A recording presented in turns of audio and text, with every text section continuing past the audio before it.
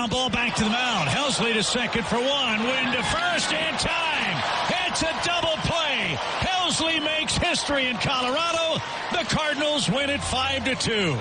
And a big smile on his face, and rightfully so. One pitch, 2 outs, and a piece of history for Ryan Helsley. That's what it sounded like on the call last night as the St. Louis Cardinals get another big victory for them. Alex, this one allowing them to make sure at the end of the year they will not finish below 500.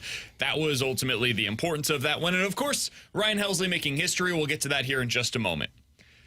Alex, you look at where the Cardinals are at right now and what they've been able to do this season. They have a chance if they finish 3-1 the rest of the year to win 84 games.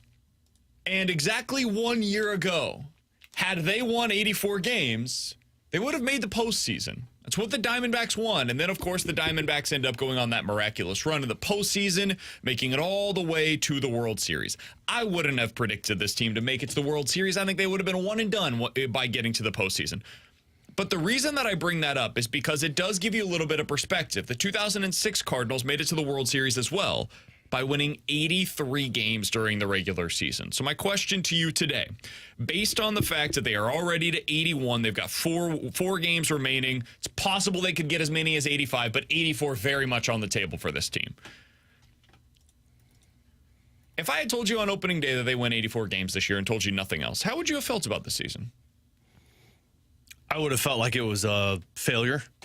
I mean, I guess you would consider it a success considering what last year was, but I still look at that as a failure because that's small incremental improvements, and this team was built. You spent in the offseason in terms of Sonny Gray and bringing in Lance Lynn and Kyle Gibson. You fixed your pitching staff. You spent all of that to go out there and compete for at least one of the top spots, the Central Division crown. And if you're telling me that it was 84 wins, I would still look at that as an underperforming season by the Cardinals. Yeah, I would have said it was an underperforming season as well because I thought their whole path to getting to the playoffs, and I think we're going to be proven right by this, was to win the division. There's no other Central team that's going to make the playoffs. So if you would have told me 84 wins, I would have said, okay, it's probably a failure because I don't know if that wins the division. Now, granted, I didn't think Milwaukee would be this good, but I would have thought it was going to take anywhere between 87 to 90 wins to win the NL Central. And I thought going into the year, this was a 80 to 85 win team. I was about to say, they were exactly what you thought they were. Yeah, average. And I would have told you that I probably would have thought it would have been a failure because I do think you would have needed 87 to 90 to win the division. And I thought that was the only path going forward to make the playoffs. And I was right about that. You look at the West, you got 3 teams coming out of there. You look at the East, there's going to be at least 2 coming out of the Eastern NL East. So I'd say it was an improvement from a year ago because I would have thought you still would be fighting for a playoff spot at 84 wins, not just kind of coasting through the final month. But I would not have labeled it a success. I don't think anybody's going to label it a success, but I think the idea of it being a failure is because of how they got here, not the actual number of wins. Guys, I don't know how you feel, but watching these games right now and like just talking about them on the radio every day, seeing what our text line looks like, watching the YouTube chat, youtube.com/101ESPN STLs where you can find us over there, it feels like last year. Yep. Like you would think just if you had no idea, if you had been dropped onto planet Earth from Mars and had no idea of what the Cardinals record was, but all I said is here, read all of the comments about the Cardinals. What do you think their record is? People would be like, man, that team sucks. It must have won like 65 games so far this year. And obviously that's not the case. They're potentially going to win 84. Last year was a disaster, an abject failure in every sense of the word. And they finished the season with 71 wins. This year's not that, and that doesn't make it a success, this overwhelming success or anything, but it's being discussed in the same way, and I don't really know what to do with that. Like, there should be some nuance in the discussion as to, like, the 2 seasons are not the same. They should not be evaluated as being the same. And yet the other day, and I truly believe this, I heard Ollie Marmol saying, like, they're not even close. I feel so much better about where we are today compared to where we were at this point last year. Yeah, we complained about that on Monday. And I agree. It's not even close. I actually feel worse today. And that feels strange because they're so much better as a team right now than they were at this point last year. But it's because of how it happened. It's because Goldie and Arenado fell off of a cliff. It's because last year I could say, hey, a lot of this stuff is a one-off. You're young guys. Maybe they're going to be better next year. Mason Wynn is just fully ascent from here. Newpar, I believed that he was going to be a better player, and he has been, but he can't stay healthy again. Ivan Herrera, man, you got a catcher. They don't seem to want him to catch right now, though. Like, all of these different things that last year you could point to and say, man, here we go. It's wheels up for the Cardinals. It has been the opposite. They've remained grounded as an airplane right now. There's no way for them to be able to take off. And so that, to me, is what makes this almost more frustrating than a year ago, despite the record being significantly better and them being clearly right now a more stabilized organization, a more stable roster than what they were at this point last year. And your offense, at least on Monday when we talked about this, and I don't know how much it's changed. I can't imagine it's changed by much, but your offense as a team is actually worse than what you were last year. And like, that was the part that we were sold on that was going to help this team get to the postseason, was your offense. And Nolan Gorman is now consistently in the minors. Jordan Walker went up and down, and at least he's here now. Like, the only improvements offensively we've seen have been Mason Wynn and Alec Burleson, because Donovan's been exactly who you thought he was. Like you mentioned, Newpar hasn't been able to stay healthy. I can't even grade and evaluate Ivan Herrera because they won't play him. They don't view him as a starting caliber catcher for them. So, like, yeah, I do feel worse because there was no growth with the organization this season. It feels like it because, well, the numbers say that they were better. Your 84 wins, you'll be close to your 500 or potentially better. Your pitching improved, but everything that was supposed to be about the development and the future of this team, like when BT a few years ago talked about 2026 starting to contend. Oh, man, I can't wait for that year. Like, I don't think that way at all because none of the young players, with the exception of Mason Wynn and Alec Burleson, have progressed in the direction that it's like, hey, we've got some stalwarts we can build around. And to your point on the offense, just comparing it this year versus last year offensively, you were at a 103 WRC plus, which is a fancy number of saying you were 3% above league average offensively. You had a 742 OPS if you just want to get more to the like traditional statistics. And if you want to break down even further than that, they had averaged 4.4 runs per game. This year, you're 4% below league average offensively. You have an OPS that is 50 points lower at 695. And you're averaging just under 4.1 runs per game. So 4.4 to 4.1. And last year, you guys remember who was playing by the end of the season. I wrote it down a couple of days ago. It was like a bunch of dudes that I don't Taylor Mata was your starting them third playing baseman on the baseball team. Like the final day of the regular season last year, I'm going to go through this for you. Let's play the guessing game here because Palacios was in your outfield. Yeah, Carlson. Carlson was hurt. He was hurt. Taylor Mata was totally playing still. This was your lineup. Cut, I think. Final day of the regular season last year. Tommy Edman in center field leading off. Newt, Walker, Lucan Baker was batting cleanup. Okay. Palacios was batting fifth. Kisner was batting sixth. Oh, Jose Fermin started for you at third base. Oh. And then I didn't remember this individual playing for the Cardinals. Quantra or something like that. I remember him being up for like a month. Quericudo? Yeah. He was here. He played for the team. Awesome. Another player that I had done the Men in Black flashy thing in front of my eyes. I don't remember this. What's the position? Second base. Oh, God. Mater. He started for them. He was cut at that point, I'm pretty sure. I thought they brought him back. Second base. I thought that was where Irving Lopez. Oh, I do remember Irving Lopez. Do you? I remember a Lopez. No I remember BS. wanting a jersey. No BS. I don't know who that person is. I think And he was I'm one of not those. convinced that they're real. I think he was one of those 40-man roster guys that we were like, why is this guy still on the 40-man roster? Yeah. And at the end of the season, you're like, oh, that's why. That was what they were throwing out there by the end of the season. They had a better runs per Who's game. the poor guy that started that game? On the Matthew mound, Liberatore. Miles Michaelis with John King and Ryan Helsley coming in. They actually won that game 4-3 against the Cincinnati I Reds. can't even believe they put up 4 runs with that lineup. They did lose that 2 days team- earlier by a score of 19-2 against the Reds. That's sad that team put up 4 runs. And here were some of the We can't put up pitchers. 4 runs. Here were the pitchers that participated in that game. Oh, my gosh. a lot The of position starter, players. Jake Woodford. He gave you 1 2/3 innings, gave up 7 earned runs. Oh, okay, that We've sounds right. seen that then, yeah. Casey Lawrence came out of the bullpen. I remember him. 1 2/3 innings, 5 earned runs. Well, Jacob Barnes. Did we get a Barnes appearance? Jacob Yeah, I Barnes remember appeared him. in that game. 1 inning. Let's get to the no position earned players. runs. Richie Palacios. Andrew Suarez appeared in that game. I remember being heartbroken. 3 innings, innings, out of training 2 camp. earned runs, 5 hits allowed. Oh. And in that day's lineup, you also had Irving Lopez and Quartararo. How many games did And- Lopez play? A lot more than you would think. Holy crap. Fermin started that game as well. Siani made an appearance. Oh, Juan Siani was Yepes on the team in last there. year? Oh, Yepes. Oh, Yeah. sad. Oh, yeah, those were good days. Moral of the story. Still good. It That turns out. offense was better than this offense. That offense performed better than the one that you have today. Yeah. So, yeah, I'm really frustrated by what they have done this year. They're going to potentially win 84 games, and it feels worse than it did at this point last year. At least last year I could explain it, and you sold off at the deadline. You didn't end up getting a lot that helps you, but Thomas Saggese looks like a real player, whether he's somebody that's going to be around for the long term or is it a legit trade chip for you. That's a good piece to get at a deadline. Most guys that you get at a deadline never impact your roster. I think Saggese has a chance to here. And you look at what they got this year out of John King. Man, that guy, he's a meaningful player for them right now. So that they helped themselves at the deadline last year. This year just feels like a lost season. Other than Ryan Helsley, who, congratulations to him, put himself into the record book yesterday. He's going to finish with probably the most saves in Major League or in Cardinals history.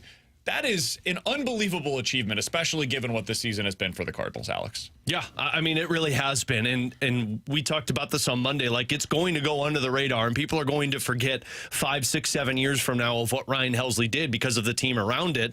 And the only reason, in my opinion, that this team was able to at least continue to keep their playoff hopes alive is because of the man that's going to set the single-season record for the Cardinals by the end of the season, and it's Ryan Helsley. Because from start to finish, you have had an offense that has never been able to break open a game. Your pitching has fluctuated, but your offense has stayed the exact same all season, and that's where Ryan Helsley has come into play. The adjustment that they made from where they just looked at him and they said, look, you need 1 inning, we're going to give you 1 inning, you're going to be used as our traditional closer this season, and it has worked out the better for the Cardinals and for Ryan Helsley. And I know it's looking too far into the future and you don't want to damper what he did last night. Oh, he's so tradable this offseason. I mean, that's going to be the best asset you have had in a long time to try and trade at this offseason in the winter meetings, because Ryan Helsley is going to be desirable because of that number attached to his name. And what a kind of turnaround over the last 3 years for Ryan Helsley. I remember 2022, which was his breakout year. I remember we had Katie on the show, like during spring training, and we asked her, "Hey, who's someone that's really impressed you?" And she said Ryan Helsley. And I remember going, "That guy is not a good bullpen arm." And here he is now, who recovered through some arm and knee issues, and he's tied the single-season franchise record. And to me, he's the best closer, or one of the best closers in all of baseball. It's impressive. And you mentioned how the bullpen is the sole reason they have this record. Mo's going to get probably a C- on his report card, and that's the only reason he's allowed to take that report card home and not hide it from mom and dad is because the bullpen he constructed and the decision that they made as a organization to have Helsley just settle into that 9th inning role. To me, the best number for Helsley this year, most impressive one for me, given his history, it's actually 64. 64 appearances over the course of the 162-game season for the Cardinals.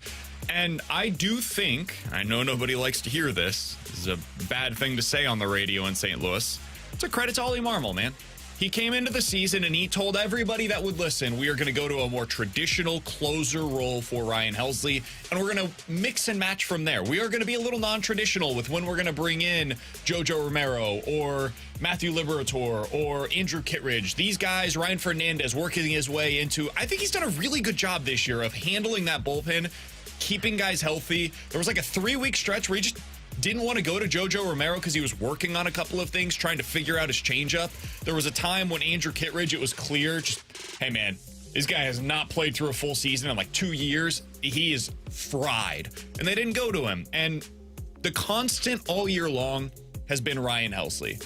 That guy has been a mainstay in that bullpen. He has a sub 2.1 ERA on the season now, which is just spectacular. 65 innings, 64 appearances this year. The role has worked. And that is a credit to him. It is a credit to Ollie Marmol.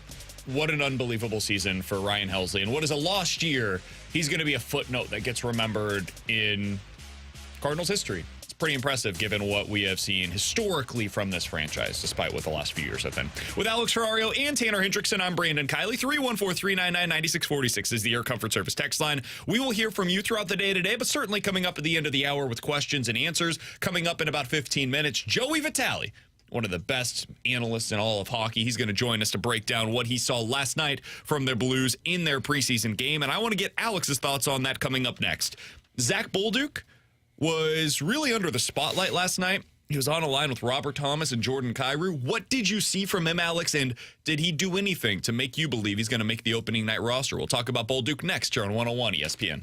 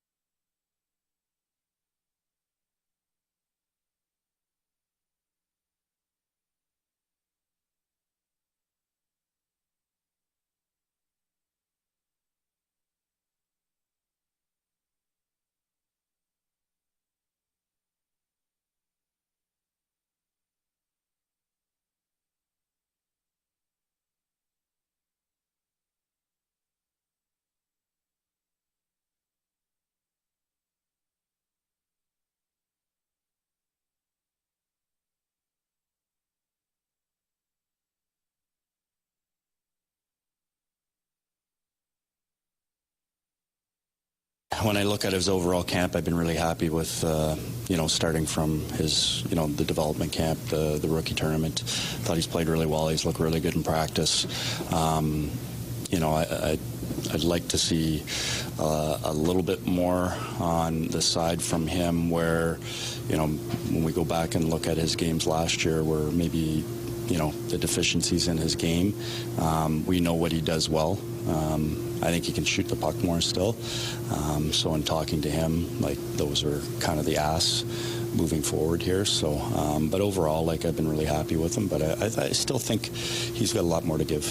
That was Drew Bannister talking about Zach Bolduc, young Blues forward who potentially could make the top 6 of this lineup in 2024 with Alex and T-Bone on BK. Joey Vitale will join us in just a little bit to break down what he saw from Zach Bolduc last night in that game against the Battle for the Blues. The Blue Jackets unfortunately come out victorious in this one, 3-0. This battle's getting annoying. I'm going to stop talking about it. Blues will get it back next year. No problem. Hey, no not problem. next year, man. That was preseason. Yeah, they'll get it back. All right. This year. So 2-0. Last night, Zach Bolduc's on the line with Jordan Kyrou and Robert Thomas. Big opportunity for Bolduc in that one. Finishes with 6 shots on goal, Alex. I'm totally candid. I did not watch this game. I was watching You were the listening, Cardinals. Alex, on pre and post. Absolutely. I was watching the Cardinals last night, so I did not get a chance to watch the Blues game. You, however, are on the pre and post game show. You did have the opportunity to watch that last night. What did you see from Zach Bolduc? And the numbers appeared to be good when he was on the ice. Did that match the eye test for you? It did, and it's so hard to judge it because, like, as a group, the Blues just didn't do a whole lot. It was a lot of around the perimeter of the goal in the offensive zone. There was really no, like, high-danger scoring chances by that line and really the team in general last night. Also, a lot like last year, guys. But, yeah, kind of. A little concerning, but it's still preseason. Who cares? But, like, in terms of just Bolduc, you can tell what they're excited about, and you can see him progressing the direction. He's physical. He is always around the puck. He got into a little scrap after a whistle. I think it was in the second period last night with a Columbus Blue Jackets player, which, who's that remind you of? A forward that pisses off the other team so much. Yeah, David French-Canadian. Perron. Yeah, David Perron, a little much, right?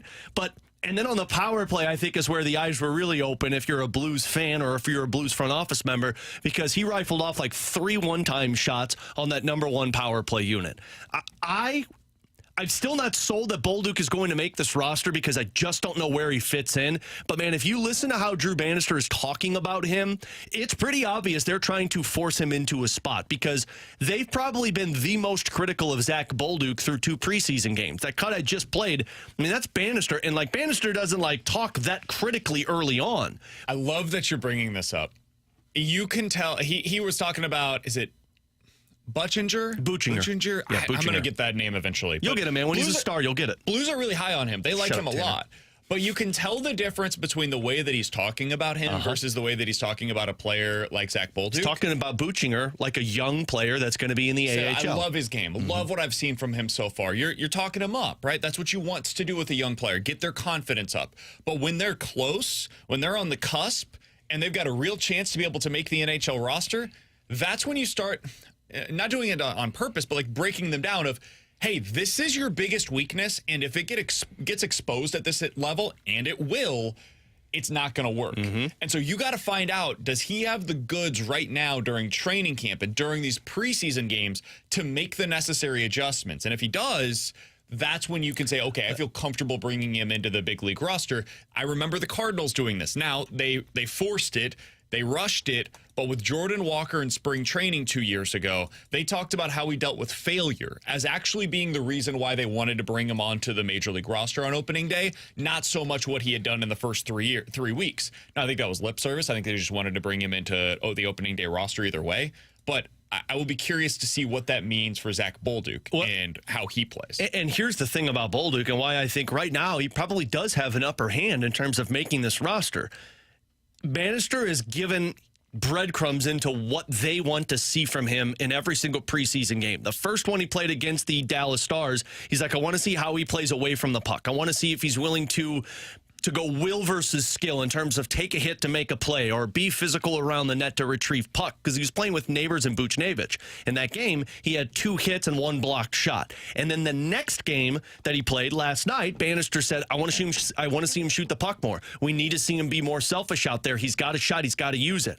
6 shots on goal. Yep. So they're laying breadcrumbs out to say, like, hey, Bolduc, this is what we need to see from you. And Bolduc saying, cool, I'll pass this test. You want me to play physical? I can do it. You want me to be defensively aware? I can do it. You want a one-timer shot on the power play? Take more shots on goal? Cool. I'll do all of it. So, like, from the eye test, nothing is like setting the world on fire offensively, but I think that's more about the team in terms of you still have a lot of AHL guys playing in an NHL preseason game, and it is very difficult to get any rhythm going. My expectation is Tuesday and Thursday, That's when you're going to see NHL top to bottom lineup so that the Blues can get the kinks worked out.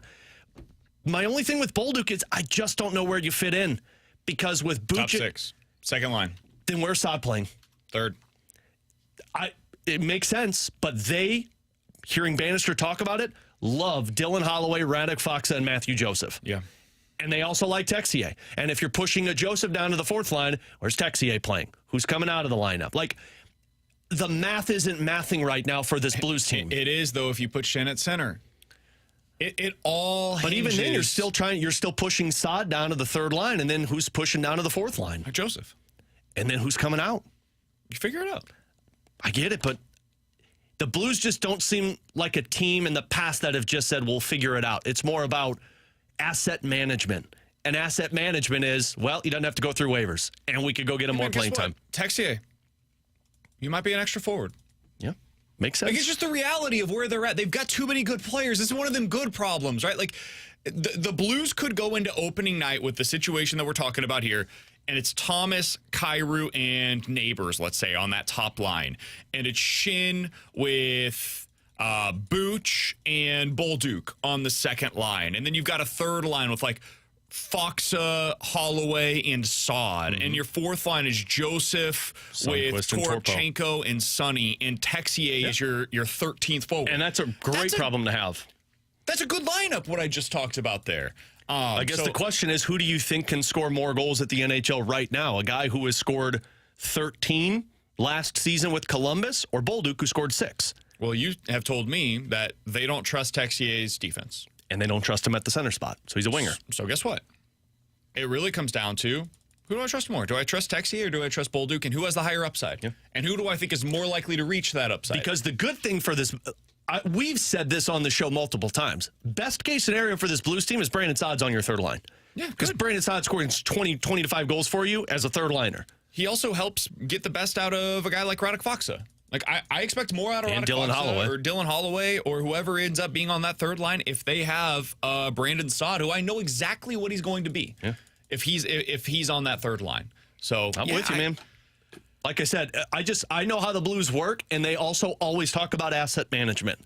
And Texier goes through waivers. Kapanen goes through waivers. You don't have to push him through waivers. No, I'm saying these are the roster crunches you're going to have because Texier. Hey, Kapanen's gone. Sorry. Bye. Thank you.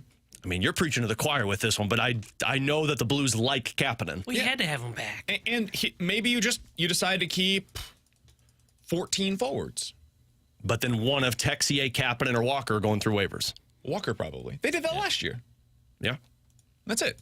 And then on your defensive core, like, you're probably going to end up losing somebody. It is what it is. You tried. You found out. Oh, yeah. Defensively is wild because that means you're carrying one defenseman. And P.O. Joseph. Yeah. He's your seventh. And now we'll see what happens with Perunovic and Tucker. And if somebody claims them, so be it. Yeah. We tried it. We gave it another opportunity this year. And it is what it is. Yeah. Like, I think that's where we're at with this team right now. Army has mentioned it going into the season of, hey, we're not in asset protection mode. We're not in asset accumulation mode anymore. Now it's about going out there and getting the best players and putting them into positions to succeed. If Bolduc goes out there and continues to perform, he has earned a spot on this roster, and we'll see what that looks like, and we'll see who he ends up playing with. I want to get Joey Vitale's thoughts on this as well, Alex, because you had some interesting thoughts there. We'll get Joey's thoughts on this coming up next here on 101 ESPN.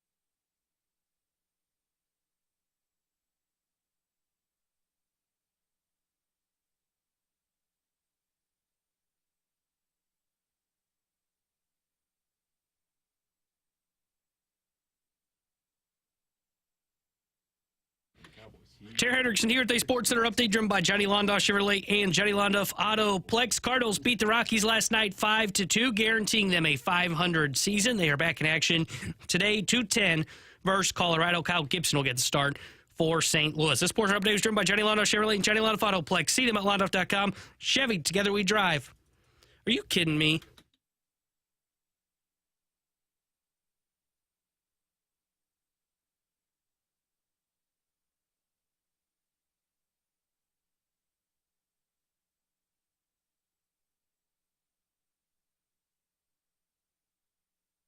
With Alex Ferrario and Tanner Hendrickson, I'm Brandon Kiley. Happy to go out to the 101 ESPN hotline to be joined by our friend, the Blues analyst for 101 ESPN and Bally Sports Midwest. He's Joey Vitale joining us here on the show. Joey, how you doing today, my man? Joey!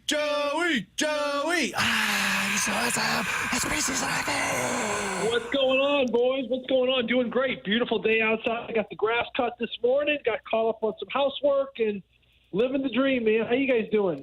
Doing great, Joe. So let's start with the conversation that we were just talking about prior to you coming on the air. Zach Bolduc getting a little bit of shine early on this preseason, on a line with Robert Thomas and Jordan Kyrou. What'd you see from the young forward last night? Did he impress you?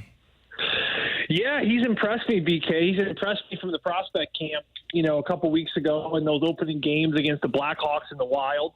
And I think his game has continued to build. I was talking to Tim Taylor at the intermission last night when we were in Columbus. And, of course, Tim Taylor, now the assistant general manager, he's been around these kids for a very long time. And I asked him, I said, you talk so much about player development and young kids, going through the system, playing in the minors, maturing physically, emotionally, mentally. I said, who's your kind of poster child? Let's just look at the last decade. Who's your poster child as far as player that you really admire that has grabbed this whole idea and concept of developing a player? And he said, without hesitation, he goes, well, let's look at the guy around the ice right there, Zach Bolduc. He said, he got brought into this thing, was drafted.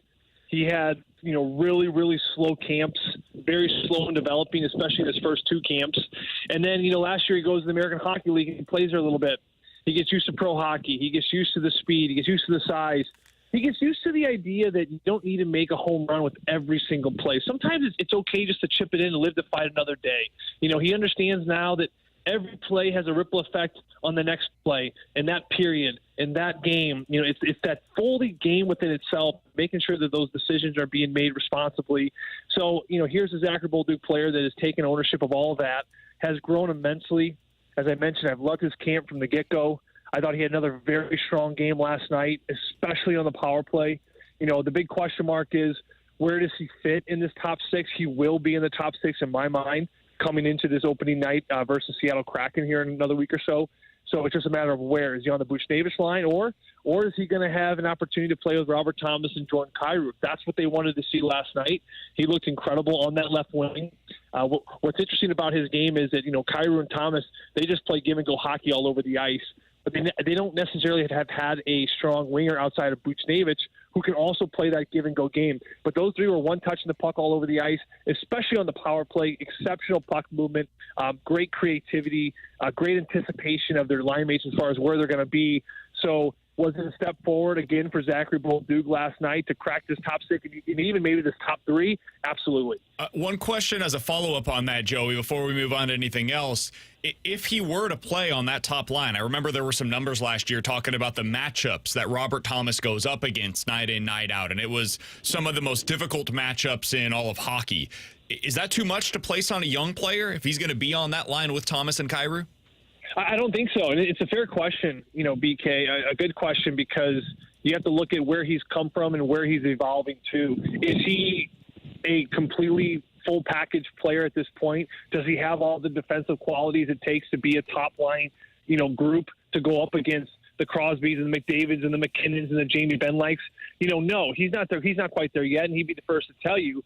But has he gotten closer? Absolutely. And the only way for him to continue to move in that direction, to me, is going to be by giving the opportunity, which I think that Drew Bannister has every capability of doing. He just needs to see a spark. He just needs to see a foundation. And I think that Zachary Bolduc has come in and he has made his foundation known. He is fully capable of it physically.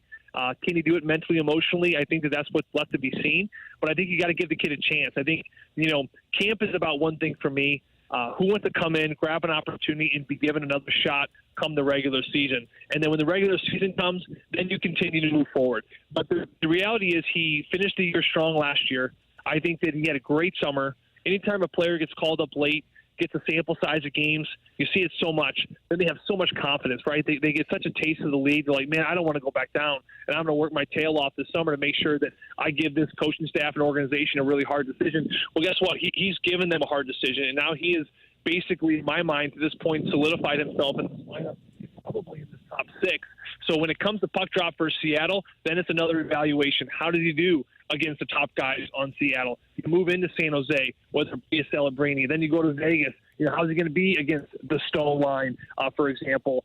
So, it's going to be a process, but really, to me, it's not an all or nothing. You don't have to be fully ready to get the opportunity come opening night. You just have to give him enough and give the staff enough to say, hey, I think he's pretty good there. Let's give it a shot and see how it goes. And then it's up to him just to take that next step. Joe, talking about somebody taking an opportunity in front of him, I was sold after watching one preseason game of Justin Falk as the quarterback on that number 1 power play. I mean, the first 2, I don't think the puck came out of the zone before the end of the power play, with Falk keeping it alive multiple times and just taking slap shots from the blue line. And then you go to the other one where we saw Scott Perunovich in one preseason game. Were you sold on Falk as the power play QB? Oh, absolutely. I mean, it's funny, Alex, you look at all these auditions and opportunities around, but there are auditions for veteran players like Justin Falk too, in a different level of necessarily being in the lineup, but what role can you play the game within the game as far as special teams, as far as power play? And you're 100% correct. And it's up to Justin Falk, and he knows this. When Torrey Krug goes down with an injury and he's going to miss the entire season, well, if I'm Justin Falk, if I'm Ryan Suter, if I'm all these players, I'm thinking one thing from the top of my head. Hey, there's now an opportunity to be a quarterback on a power play, because without Krug and potentially Perunovich not even being in the lineup, who's going to run this top power play? Now, Justin Falk has done it in the past. He was exceptional in Carolina. He's had really good moments in St. Louis. And the one thing that stood out about his game last night that to me really opened up that top power play unit, to your point of having basically the first 4 minutes of power play time all spent in the offensive zone, is he's not afraid to shoot the puck, and I think this is one thing that Scott Perunovich, for example, can learn to do a lot better. They've talked to him about it. They've preached it. They're trying to get him to shoot more. You have the option to shoot every now and then. You're going to push everything back. You're going to have to keep the kill unit at least second guessing to the point where they got to respect the shot. Now, if you don't have a shot first mentality, well, then they know when Justin Falk's at the blue line, well, it's pretty simple. He's going to dust it off to the left and to the right, so you can, in some ways, be a little bit ultra aggressive on where he's going to move it to the left or the right. But now with Falk there, he can move it left, he can move it right, but you better be careful, because at any moment, he can just absolutely let go of an incredible shot. He's got an incredible shot. One whiz right by Nathan Walker's head last night. He took his head off. I mean, he's got an incredible release. It's powerful. It's accurate for the most part. And the best part is he's confident and he's not afraid to shoot it. Now, when you have someone like that at the QB, much like a Cale Makar, then everything starts to open up. So for a very early audition for Justin Falk last night with the Bolduc, Kyrou, and then, of course, it was Robert Thomas at that kind of trio across the line, Nathan Walker. That's going to be probably Jake Neighbors at the start. But to me, absolutely, I think Justin Falk in one preseason game has pretty much told everyone around him, like, hey, you're going to have to outplay me on the power play these next few preseason games in order to take my job. But opening night right now, it's Justin Falk at the top of the key. It's going to be Thomas, Kyrou, and Bolduc around there, maybe a Buchnevich in for a Bolduc potentially, and then Jake Neighbors in the net front. And, guys, it's a very, very good power play with exceptional puck movers. And not to mention guys have been around each other for a few years, so it could make a big splash here, and it could really help this team get up and running this year, which, remember, last year the power play was atrocious to start the year, and it cost them games. So this is something they're looking to figure out right off the hop. Joey, we got to get out of here in about 30 seconds, but do you think it's basically locked up at this point? I mean, you just talked about Zach Bolduc as potentially being on the top power play. Is he on your roster opening night, basically? Oh, yeah, for me, for 100%. I mean, 100% at this point. I think there's one spot in that top 6 that is basically up for grabs. You know, you look at Buchnevich, you look at Braden Shen on that second trio, and then to me, it's also Thomas and Kyrou as the top pair on the top trio. And then it's Jake Neighbors on a wing on one of those two lines. And then for me, guys, tell me, who's another winger outside of Zachary Bolduc that's fighting for this fight? Is it Holloway? You know, is it a Toropchenko that can move up and down the lineup? Is it a Kasperi Kapanen, who I think also has looked pretty good? But you're looking at Thomas and Kyrou on that top line. You're looking at Buchnevich and Shen on that second line. And then there's two winger options that are open. Jake Neighbors clearly has one of those. And then that other one, to me, is wide open. And I don't know if there's a player in camp that has impressed me quite like Zachary Bolduc has up to this point. Now, it's still a long camp. Sure. We're only about halfway through it. There are more games coming. And at any moment, someone can just completely take off. Let's say Holloway just explodes. Maybe Matthew Joseph has another strong game like he did in Dallas. And then, of course, you got to rethink some things. Maybe putting a veteran up there that has a little bit more experience. But up to this point, Zachary Bolduc came in great shape. He looks emotionally, mentally, physically engaged in just about every game. He's been really good in practice as well. And he's been going up against some big boys. He went against the Marchenko line last night. He looked really solid. And to me, all signs to me are pointing with Zachary Bolduc not only making the opening roster, but being in that top six role. Hey, Joey, appreciate the time as always, man. Great to be able to break down actual on-ice performances. Looking forward to catching up with you each and every week throughout the Blues season. We'll talk with you again next week, my friend. Hey, sounds good, boys. You guys have a great day as well and a wonderful weekend coming up, and enjoy this beautiful weather. Absolutely. Same to you. That's Joey Vitale, Blues analyst for 101 ESPN and, of course, Bally Sports Midwest. Appreciate his time as always. Coming up in a couple of nights, you'll hear Blues versus Blackhawks right here on 101 ESPN. Alex will have pregame coverage for that one starting at 5 o'clock. Joey Vitale will be on the call with Chris Kerber. Want to get back to that conversation, reacts to some of what we just heard there, Alex, about Zach Bolduc potentially being locked in on the opening night roster for the Blues and getting top power play opportunities. We'll get into that and hear from you. 314-399-9646 is the Air Comfort Service text line. Questions and answers coming up next.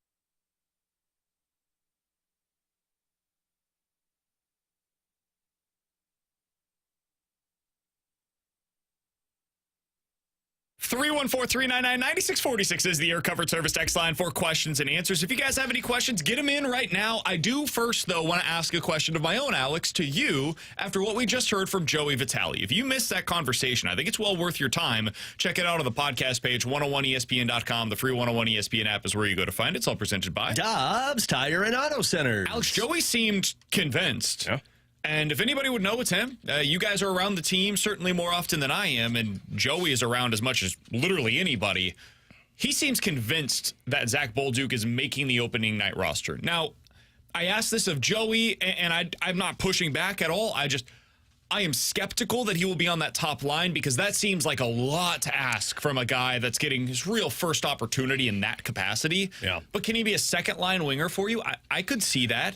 I am a little concerned about them putting him on a line with Pavel Buchnevich, who is also trying to figure out how to play the center position while then also trying to uplift a rookie, trying to get his first extended opportunity in the NHL level. It's why I would once again go back to, hey, just play Braden Shin as your second-line center.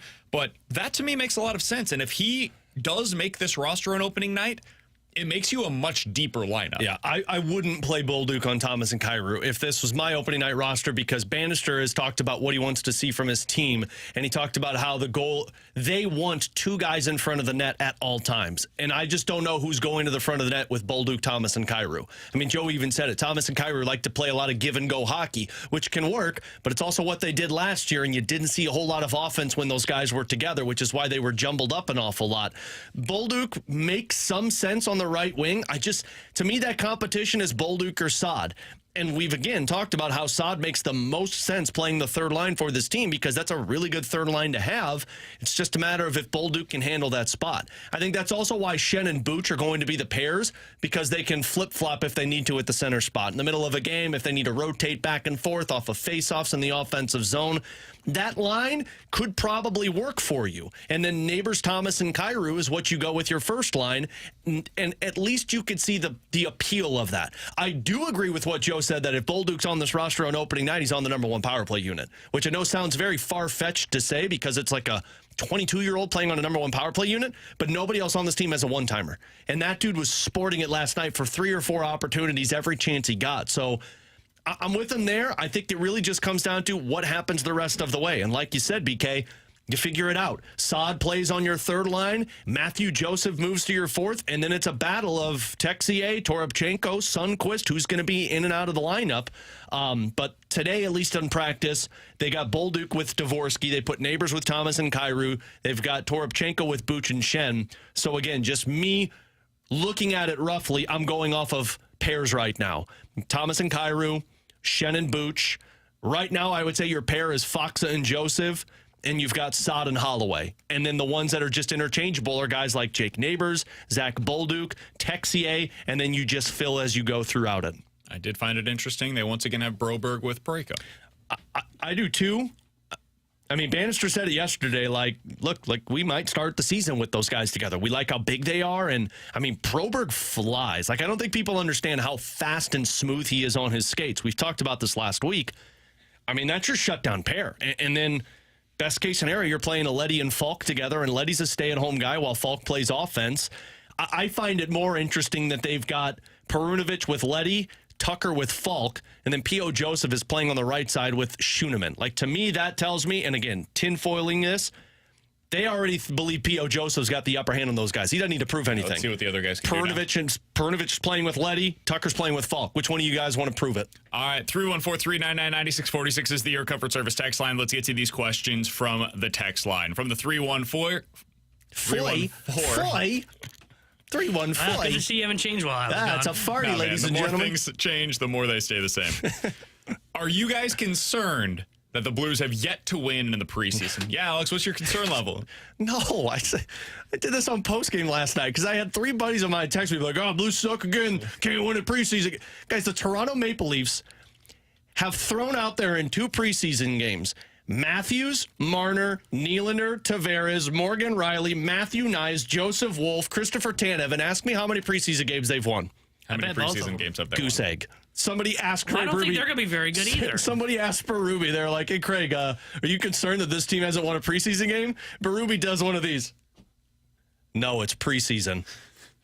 That's my answer to that. It's freaking preseason. All right, well, when they go 0-7, we'll see if the panic meter has... When Tuesday and Thursday next week, when I fully anticipate that being a NHL opening night looking roster, if they lose those games, I'll be concerned. I will say this one thing. I won't be, for what it's worth. Yeah. I still will not be concerned at that point. If I remember Freaking correctly, preseason. last year, early on in the preseason, and even by the end of it, you could look at those games, and I don't think they did very well last year. If I They went remember correctly. 4-2-2. In preseason they were last better year? than I thought. Yeah. But I remember last year, I feel like they didn't generate a lot of shots on goal in the preseason, which ended up translating to the 2 years NHL ago, games. they went 6-2. Yeah, How'd that season go? And guess what happened 2 years ago? I don't remember. Oh, yeah, they sold. When they went 6-2, It was a disaster. Guess who was one of their best players at preseason action?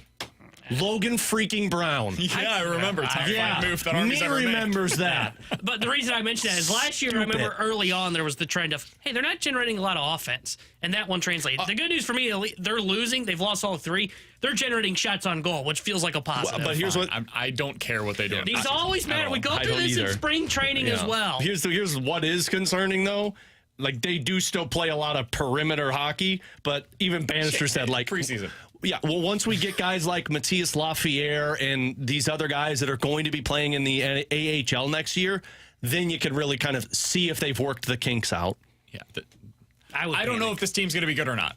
I certainly will not base that upon what they do in the preseason. I can promise you that. All right, from the 314, who do you think is the most realistic middle-of-the-order bat that the Cardinals could acquire this offseason? I mean, I've got two of them. Paul Goldschmidt. Well, he's not a middle-of-the-order bat. And so he's not an acquisition. What are you talking about? Ollie puts him in the middle of the order, and he'll be in the middle of the order if he's here next year. And that's not an acquisition. He's already here. No, we got to let him go to free agency first. Yeah, that ain't going to happen. He'll be signed on Monday or Tuesday when they have their press conference. You know him right. Mine would be Vlad Guerrero Jr. or Luis Robert. One of those two. Eugenio Suarez. Oh, God. It took me a minute to realize who you're talking about. You talk about a guy 29 home runs this year. He's playing middle-of-the-order opportunities for the Arizona Diamondbacks. Terrible defensively? He's not good. Very. And you're putting that in the lineup? I'm just telling you. Sorry. You want me to be realistic? That's the most Sorry, realistic but you know option. what will happen? Ollie will look at that and say, man, you can't play defense. We're going to have Jose Fermin play. They're not going to do this. They're slashing payrolls. They're not going to go out and give a big contract out to somebody, especially not a 33-year-old. How would you feel if they signed Christian Walker to a 3-year deal this offseason? I'd be in. I'd be in. Because he's going to cost like $20 million. 3 by 60. That's not too long of a deal. He probably won't age well once he gets to the back end of his career, but you're not paying. It's probably the Goldie deal 2.0. Yeah. Where the last year of it you probably regret, but you hope that you get a couple of good years out of it. Can I ask this question, though, then? Like, why? Why would you be doing that? I agree. Because you're not trying to compete, and if you're not going to capitalize if he has a Goldie-like time, like you didn't with Goldie and Arenado, why even spend that money? I am in total agreement with you, Play Alex. Burleson and Baker, and let's move on. I think you could get similar production out of Burleson, and I think you probably expect better defense at first base out of Christian Walker. I would expect that, but I think the offensive production could be really similar, and if I'm paying $20 million for that for a guy that's 34 years old next year... Stupid. I don't think this team is in position to go out and sign one of those guys. Go make the move for a young player. That's what they should be doing. But who is that player? I wish I had a really good name for you. It's Vlad Guerrero Jr. just because of where the Blue Jays are in their respective life cycle right now as an organization. I don't know who the other guy is. Like I can't give you a good name yet until we get to the end of the offseason or the end of the season and these teams start having their end of season pressers, and then we find out kind of what the projections are for who's going to be selling this offseason. How old is Rooker? Brent Rooker? Older than you think. I think he's like 27. I mean, he's the guy that would kind of fit into this, but again, I don't know. But you're not doing anything in his prime. He's 20. I mean, he's in his prime right he'll be now. 30 next year. Well, that's what I'm saying. yeah, You're not never doing mind. anything, though. He doesn't fit the timeline. Yeah. Your timeline He's doesn't a lot fit. older. He's somehow older. I said he's older than you think, and I still underestimated just how old he is. Yeah. It took him a really long time to break into Major League Baseball. He kind of similar career path in terms of how long it took to Whit Merrifield, who like the moment that he broke into the league was like, dude, you better get paid quickly. Wasn't Carpenter that way, too? Didn't he break in He around was a little older, but I think he was like 25, 26. Yeah. I'm not mistaken. Rooker got his first opportunity at 25. Now, it didn't last. But Yeah, his first real extended opportunity, he was like 27 years old. Carpenter was 26, so a little older as well. But yeah, it's really hard to find the guy, man. You got to go get somebody who's like 23, 24, 25. And then if you're not getting them, don't even bother. Because how old is Vlad Guerrero? He's 26. Is he 26? I want somebody that if you signed them to an 8-year deal, the end of the deal is like age 35, 36. Yeah. So we're talking 27, 28 years old. That's kind of the prime of their career. Vlad Guerrero will be 26 years old next season. It will be his age 26 season. The Cardinals will not do this, but if they were to sign him to a 10-year contract, his 10-year contract would end at the same age as Paul Goldschmidt is today. Yeah. That's what you do. That's why you go out and get one of those young players. The Cardinals won't do it because they view it philosophically in a way that I do not. They say, yeah, but there's so much risk in that. Yes, there is. There's also risk in the way that you do business, as we're seeing right now with the Nolan Arenado contract, which was not a 10-year deal. It was like 6. They got to year 3, and the dude is already at the back end of his prime. And there's also risk in trying to develop all of your young players, i.e. they don't develop and you're stuck with nothing. Would you consider Ryan Mountcastle? Stop looking for guys, man. Yeah. Because he was available at the deadline, reportedly, if I remember correctly, because they were looking for pitching. I don't know if they would do like a Fetty for Mountcastle, just straight up swap. I think Mountcastle is more of what you have, though. I agree. He's in that time. He's in that above age average. range. Let's put it this way. Mountcastle this year had an OPS of 728. His batting average was 265. He doesn't get on base at a high clip, and he slugs a little bit. He's like a 15 to 20 home run player. Are we sure that guy is better than what you already have with Alec Burleson? No. But I also have seen Alec Burleson's second half. Do I believe Burleson's going to be what he was this season? I don't know. And he's a consistent guy. Like, he's consistently right in pen. Mountcastle 10 to 15% above league average. I would probably just. I found my guy. I wouldn't mind trading for him. I'd be fine with it, especially given the age, given the production, all of that. He makes some sense, but I would be aiming higher. If I'm trading, the Cardinals have the types of assets right now internally with Herrera and Nootbaar and Gorman, some of their young pitching prospects that are in the system today. So JC even I would consider to be like a potential trade chip if you wanted to go that way. Helsley could be in a separate package maybe to restock your cupboard of prospects. You have what it takes to go out there and trade for a star if you wanted to go make that move. Now it's about finding that guy that could become available. Mountcastle is not that guy. Could you trade for him? Yes. Does he make you better? Sure. I don't think he's the guy that really improves your ceiling by a significant margin. With Alex and T-Bone on BK, coming up next, speaking of improving the ceiling, Nolan Arenado could do that if he's able to get back to slugging. He had some interesting comments yesterday about what he thinks he can do this offseason to get back to his former self. Are you buying what he's selling? We'll ask you next year on 101 ESPN.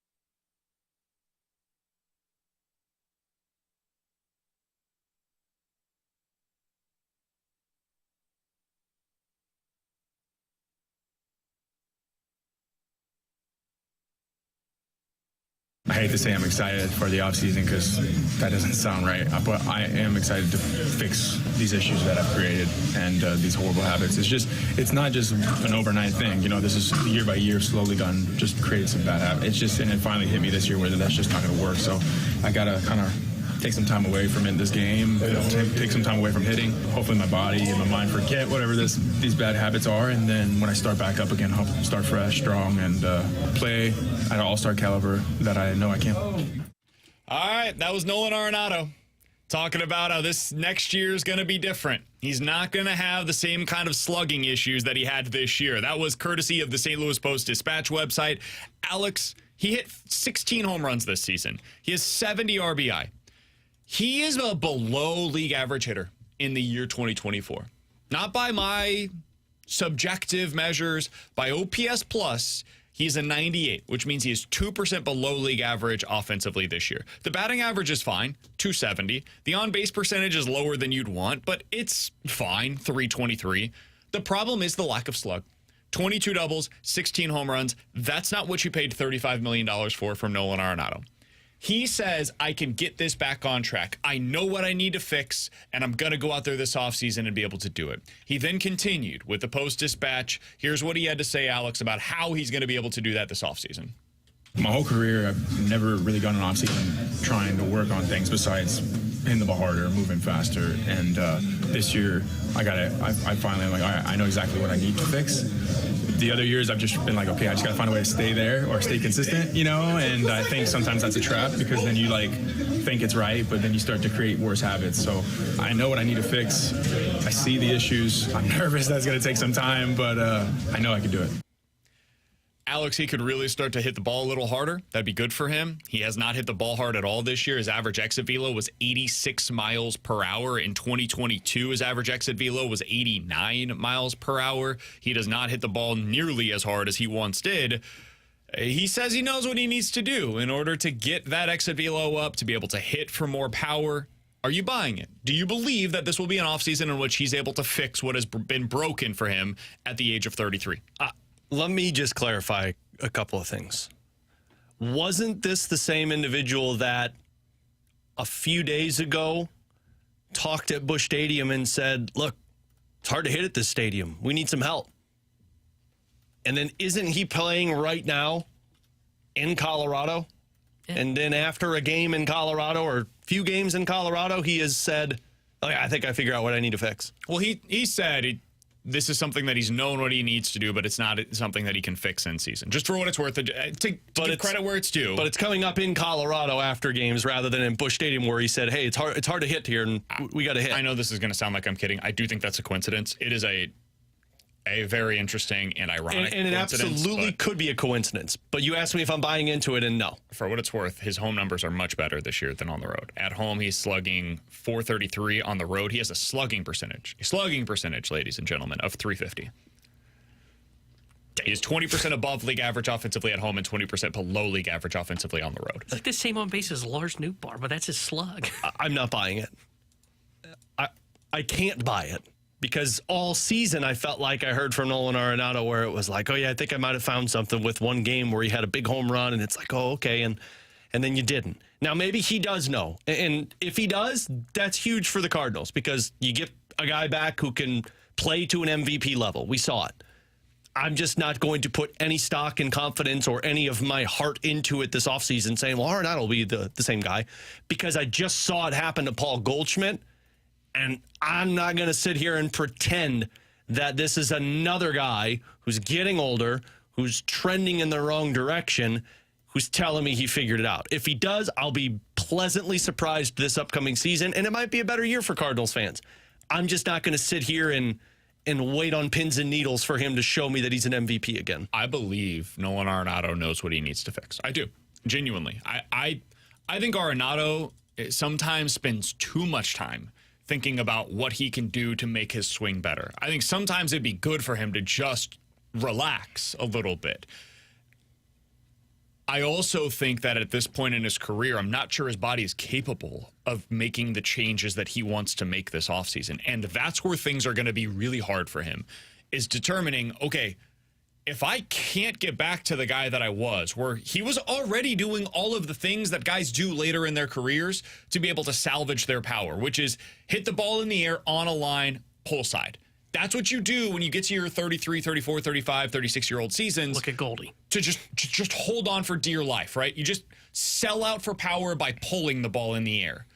Well, he was already doing that. That's what he was as a 24, 25, 26-year-old, more so than just about any player in the league.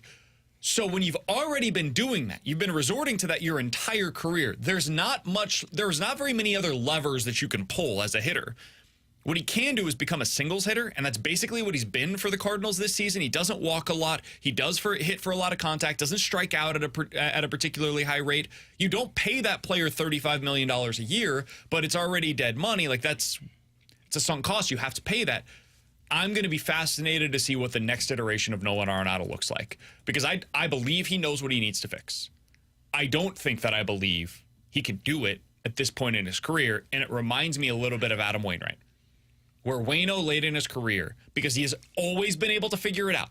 And Arenado had a really bad season in 2020. He was coming off of that injury, didn't go well. He comes back, and boom, he figures it out, gets back to the player that he was, third in the MVP voting a couple of years later. Waino did the same thing.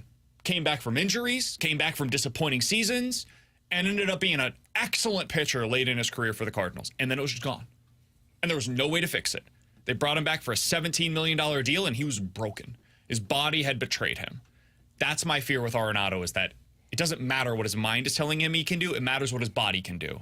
And I don't know if his body can do it. Yeah, I don't know if his body can do it either. And I think at this point in his career, I think you're right. He probably is more of a singles hitter. I think what the expectation should be for Nolan Arenado moving forward, and this isn't going to live up to the contract, but it's what the expectation should be. It's how the Cardinals should operate this offseason, whether they're going youth movement or they're trying to contend again. He's like a slightly less version of Mason Wynn at the plate. Mason Wynn could potentially finish the season with more home runs than Nolan Arenado. And think about that for a moment. He's only one home run shy of tying him, and they've got 4 games to go, and he's actually homered at Colorado. I think you have to operate moving forward that Nolan Arenado is essentially Mason Wynn at the plate. And with Wynn, you dream on upside because he's young. You still expect him to grow. For Arenado, now it is kind of, okay, this is what we have to expect out of him. There is no longer, it's a motivated Arenado. That was the whole saying going into this year was, last year kind of a down year from, he's a motivated Arenado. He'll bounce back. You can no longer get that leeway. You have to build a team that does not involve Nolan Arenado hitting in your top 5 moving forward, whether you're trying to contend or not. That is what the expectation needs to be until he proves you otherwise. Somebody on the text line brought up a comparison for him and said he sounds like Scott Rowland.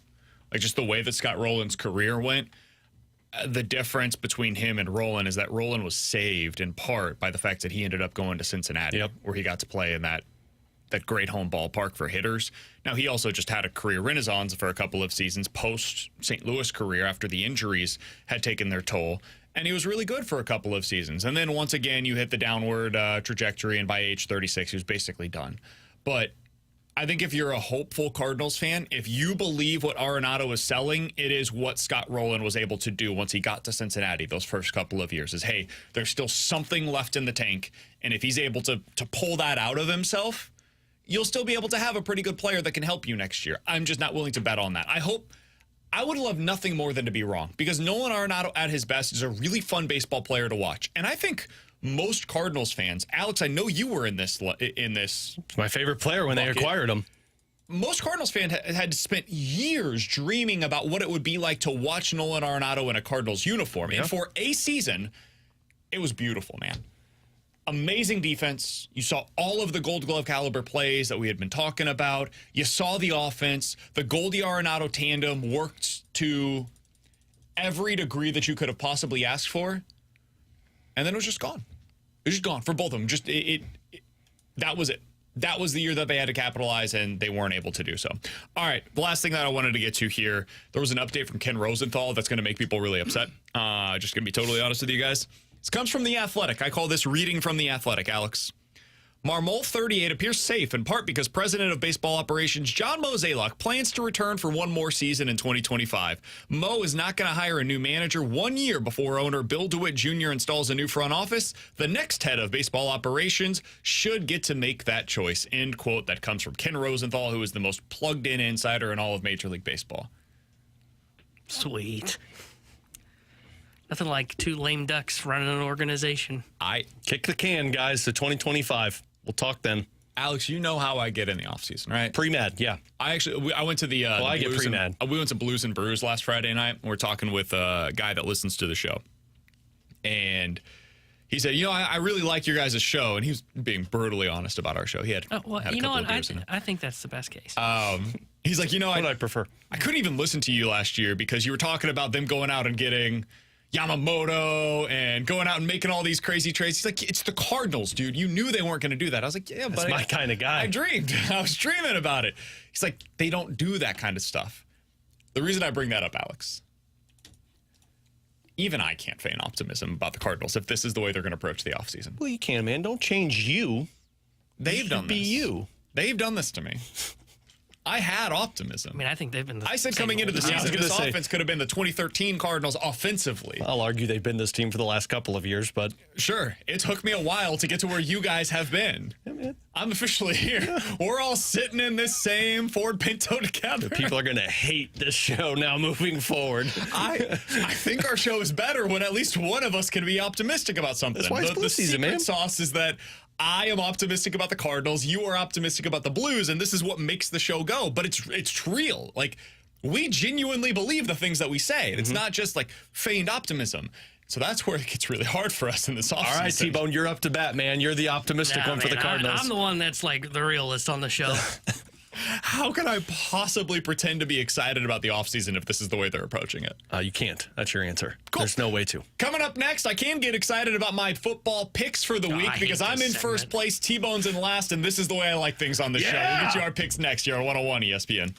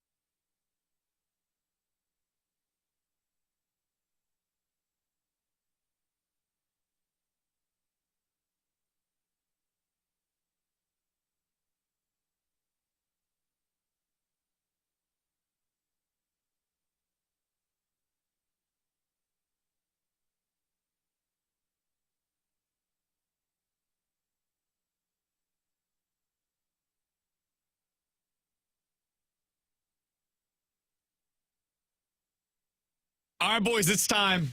It's time for our football pick'em through 3 weeks. This is a strange place for me to be in. I have 12 points. Alex has 9 points. Tanner Hendrickson has 8 points. Leading up the rear. That is where things stand as of today. Tanner had a brutal week last week. It all started on Friday night when his Illini came out with a victory against the Nebraska Cornhuskers on the road. Illini. He had Nebraska minus the 7.5, and it just continued from there. He goes 0-3. It's a terrible week for him. Alex ended up passing him in the standings as a result. Oh, we do. You weren't here yesterday. This is the final week. It didn't happen since I wasn't here. Of the first month, which means that whoever finishes with the fewest points at the end of this week will get the first punishment. So, Alex, T-Bone, put your best picks out there this week. T-Bone, go ahead and go first, man. No. Alex is going to be picking first because T-Bone is scared. Yeah, that's BS. That Alex would just end up using his picks as a way to prevent because it's such an Alex him from move. having to lose. Hey, man, Alex told me I'm more of a man than that. before the show that is exactly what he was planning to do. I never said that. T-Bone, don't believe this guy. He puts trash in my mouth. So, Alex, let's go ahead and get to your picks. If you're new to this, the way that we do things, we each get 3 picks. It has to be against the spread, no points totals, no prop bets, anything like that. Has to happen between the time that we do the picks and the time that we arrive back for the show on Monday morning. So Thursday Night Football is available for you this week.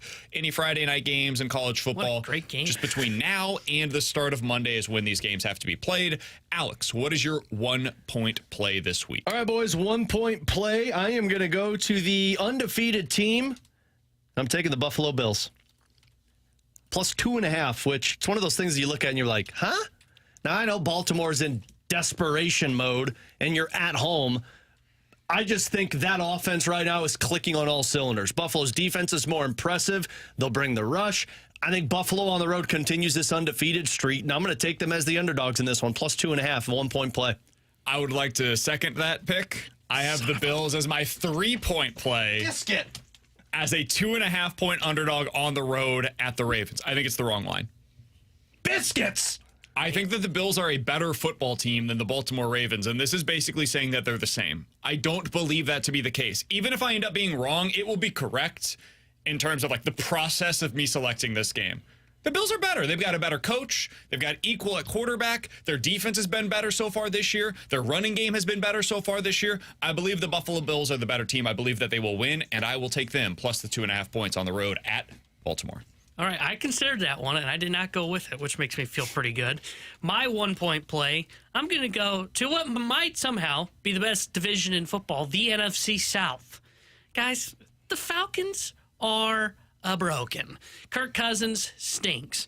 The Saints, plus 2.5 on the road at the Atlanta Falcons. I think the Saints have a bounce-back game. I think the offense, though I don't think it's great, I think will bounce back.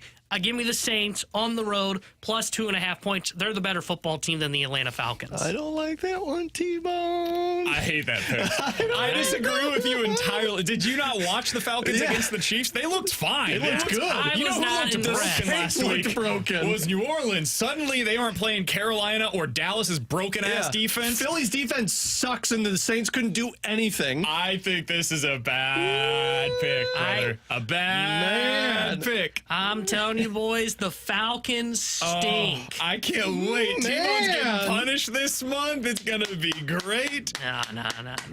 All right, Alex, what's your 2-point play?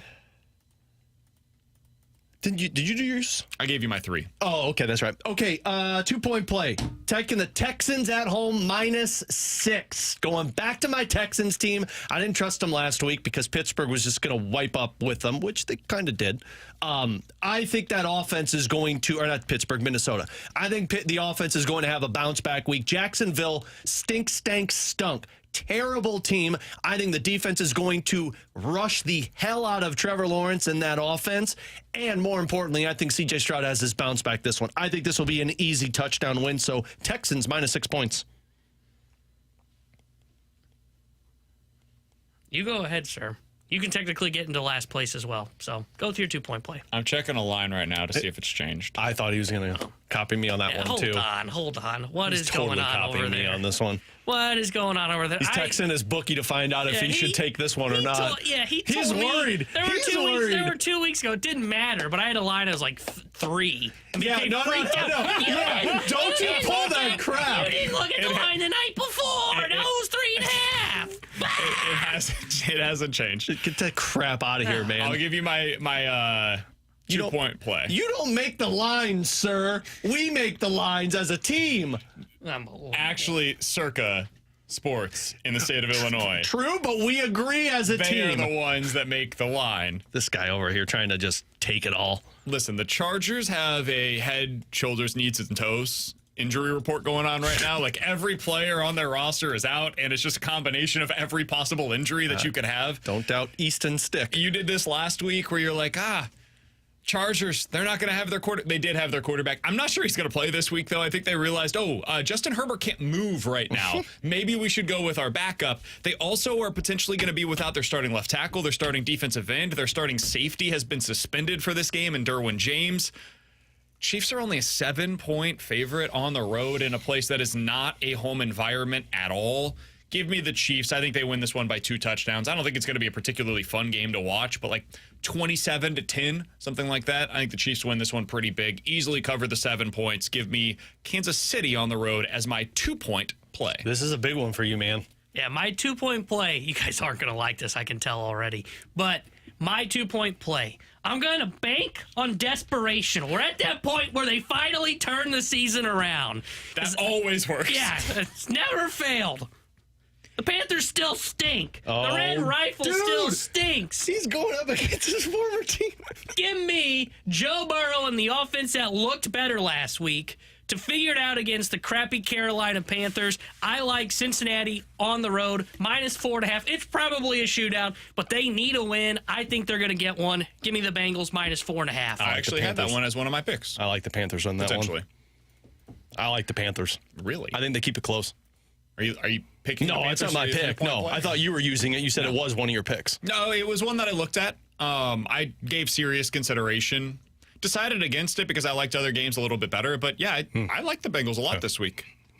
I liked the Panthers. I was never going to pick it, but like outside of this tournament, I would totally do it. Now, my 3-point play, I'm going back to what got me 3 points last week. Guys, the YOLO offense isn't going to work again. Pittsburgh Steelers. I looked at this one as well. The Pittsburgh Steelers, man, they're rolling into town, and Anthony Richardson is going to be eating a lot of turf in this game with both Hayward and TJ Watt coming at him from both angles. You can't run the ball now. Indy got away with it last week. They were able to run it because YOLO doesn't work. That's not going to work in this one. So Steelers, I think it's 1.5. I don't care what it is. Steelers are in this one. -1.5. Sure, Steelers no matter what. I looked into that game and originally had it in my 3. And then I thought to myself, are the Steelers really a team that could be 4-0? And I said, the do factor will get me away from this one because I don't think they're a 4-0 team. That's why I stayed away. Yeah, the YOLO factor in this is what made me a little bit nervous. Indianapolis nearly beat Houston in week 1. And it was because of a couple of plays that got behind them. I don't think Pittsburgh is capable of scoring more than 20 points. No. So if Indy ends up with a couple of touchdowns that are like, how the hell did that happen? Or if there's just a really bad Justin Fields turnover, which is coming. At some point, it is coming, and it's a pick 6 that goes the other direction. 2 big plays by Anthony Richardson, 1 pick 6, and then boom, game over, Colts win. Don't even know really how it happened. I hear some guys that are might have scared played right the now. entire game. That's what made me nervous about it, because I did like the Steelers -1.5. I talked myself out of it because of what I just described. All I'm hearing is 6 points on this side. All right, my 1-point play is my final one. T-Bone, let's team up. Let's root against this guy. You guys It would know. be great if he collapsed. Oh, so good. It's such a BK move. Last week, Take Mizzou. Last week, I told you about the best game in the college football slate. It was Tulane. He's going to go another one. Versus Louisiana. Yeah, and I watched the game. I was one of like 50. I was going to say, I didn't. I just checked the scores. Fun as hell, though. Am I wrong? Was it fun as hell? You enjoyed your time, right? No, there's no environment at that game. Tulane was not fun, man. It's like watching them play at like a 100 retirement. It was great. I'm going to the opposite of that this week. This game will not be fun. You should not watch it. Oh, God, is it Iowa? It's tonight. Oh, is it the Army-Temple game? It's Army. Oh man, he's going to lose 3 points on the first night. Or is this the 1-point play? It's my 1 point play. He's going to lose 1 point already. Army What a madman. is a 12-point favorite He's on the texting somebody. road at Temple. Temple is 1-3 on the season. They are a very bad football team. Their one win came against Utah State. Their losses were 51-3 against Oklahoma, 38-11 against Navy, and they lost a couple of weeks ago against Coastal Carolina. This is not the Coastal Carolina you remember. They're not very good this year either. Utah State, who they just beat last week, horrible. 48-0 was their loss against USC. Their one win on the season was against Robert Morris. I didn't know they played FBS football. They don't, I don't think. Well, there you do. Army will win this game by 20. 20 plus. God, Give me Army. God, I love a 3-touchdown spread, and he loses on it. 12-point favorite on the road at Temple. We get it started tonight as I extend my lead so far that T-Bone cannot end up beating me. There's multiple reasons that I hate him just picking this game. One, I have to watch this stupid game now. Two, I'm probably not going to be able to find a highlight of that game on this thing called social media. And three, he's probably right. He's got a bookie that's sending him all this information. know. He's using sharks. All right, my 3-point play. And Go over to the Circus Sports app in the state of Illinois. Go ahead and bet on Army tonight. I call shenanigans on the stuff that BK's pulling. To be fair, I'm not going to watch the game that's my 3-point play either. But What's wrong with you at guys? least it's Sometimes big, the best plays are the games that you don't want to watch. at least it's Big Ten football, kind of. I mean, I guess that's true. I took the Steelers and Colts. I have 3 teams on the road, I just realized, by the way, which can't be a good all. Any East Coast to West Coast or West Coast to East? No. Look at the check. I love the Nebraska Cornhuskers on the road at Purdue this week, minus 10 points. Only a 10-point. Guys, Purdue sucks. And Nebraska has You a might, quarterback. too. Purdue got killed a couple of weeks ago on the road against Notre Dame, who I don't think's that good. I agree. So Nebraska with a real quarterback in Riola, who made one mistake against the Illini that cost them, they're going to be able to cover this 10-point spread. If this was at like 13.5, I still would take this because they're going to win by 2 touchdowns. I love Nebraska on the road at Purdue, minus 10 points. My one concern there. Do you know how many road games Nebraska has played so far this year? 0. Do you know how many road games in college Dylan Raiola has played so far? It's Purdue. I'm with you. I don't think this is going to be a not game like that I he's would worry going about. It's to an the 11 a.m. swamp. game at Purdue. I think they're going to win this one. I like the pick. It's a good pick, T-Bone. That would be my one concern. atmosphere in Purdue. Freshman quarterback on the road for the first time. It's a little If he concerning. was going on the road to like Penn State, Michigan, these places that have an environment, I'd be worried. Purdue, they're a basketball school. What's the line on that? 10. So I love them minus 10. Boy, I can feel myself in second place by the end of All the right. I can weekend. feel myself in first. That's so weird. Those are our picks for this upcoming weekend. Alex has the Bills, the Texans, and the Steelers. T-Bone has the Saints, the Bengals, and the Nebraska Cornhuskers. I've got Army.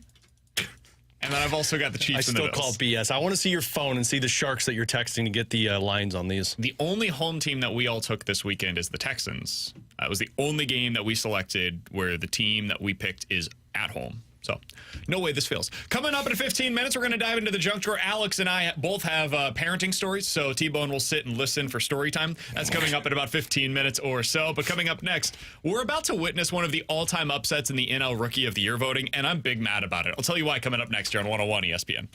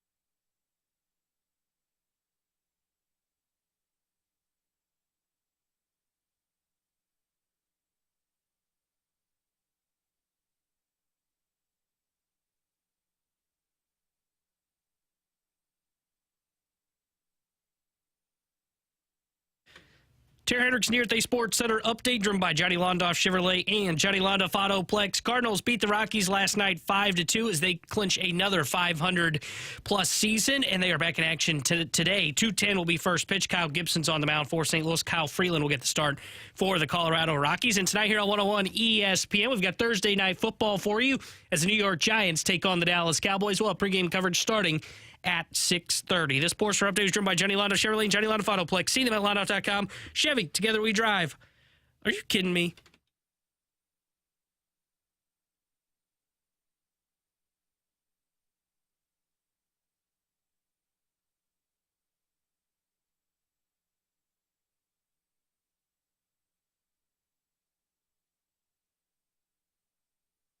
Alex, I find myself a little mad because the way that people are talking about the National League Rookie of the Year race infuriates me.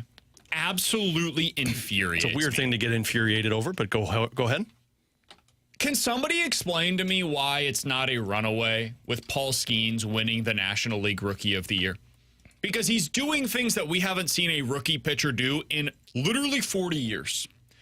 The last time that we saw a rookie pitcher, Alex, throw at least 130 innings in a season with a sub-2 ERA. And that is what Paul Skeens has right now. Can we please keep that in mind? Paul Skeens has a 1.99 ERA on the season, which is absurd. That's okay. 130 innings, sub-2 ERA was 1986. 1986 was the last time that a rookie did that. Why is Paul Skeens not the runaway Rookie of the Year? There seems to be, and this was a column earlier today by Ken Rosenthal where he said, man, it's really hard to decide who the National League Rookie of the Year is going to be. I mean, you've got so many great candidates. Jackson Churios, who was terrible for the first 3 months of the season. Look at what he's done.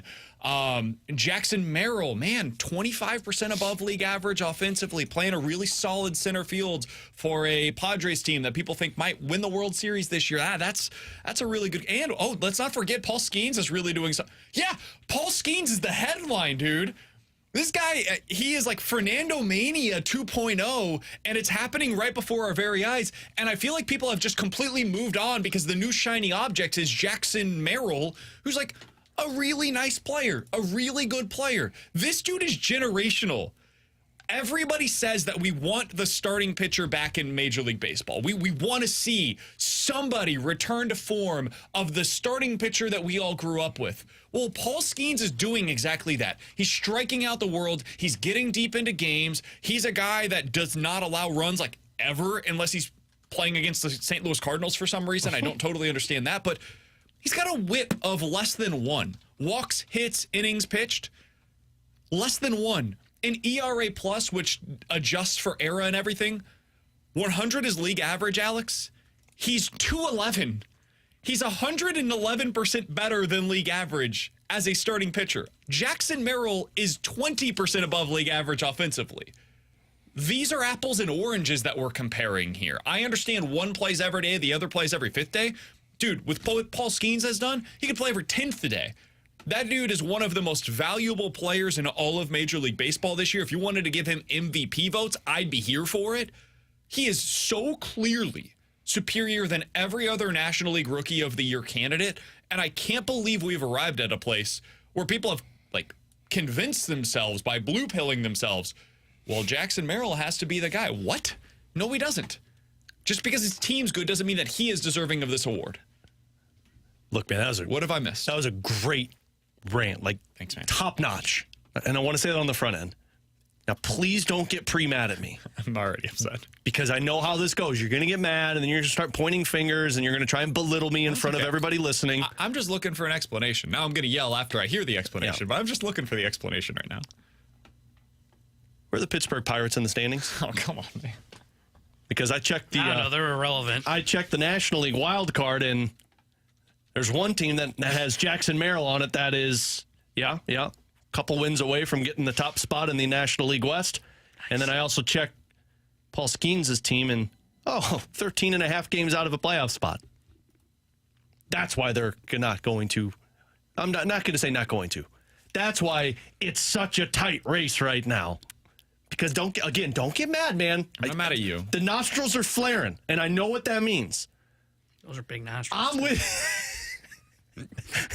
I'm with you because, like, when the guy who was drafted the year prior gets called up into the majors the next year and then starts in the All-Star game and looks awesome in the All-Star game and finishes with a sub-2 ERA, yeah, that's your rookie of the year. Frankly, you should probably be in the Cy Young conversation too. Yes. And MVP. But if I'm going to be honest with you, how people vote, well, the Pirates aren't a playoff team. Dude. Jackson Merrill's a part of this team, and Jackson Merrill, from the All-Star break on, when the Padres were a 500 team, got a 949 OPS. And now they're fighting for the top spot in the West with the Dodgers, who have Shohei. Oh, that's a rookie of the year. I just don't.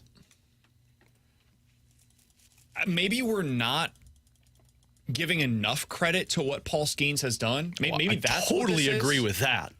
That guy should be talked about every start. Like, let me put this in hopefully better context for people.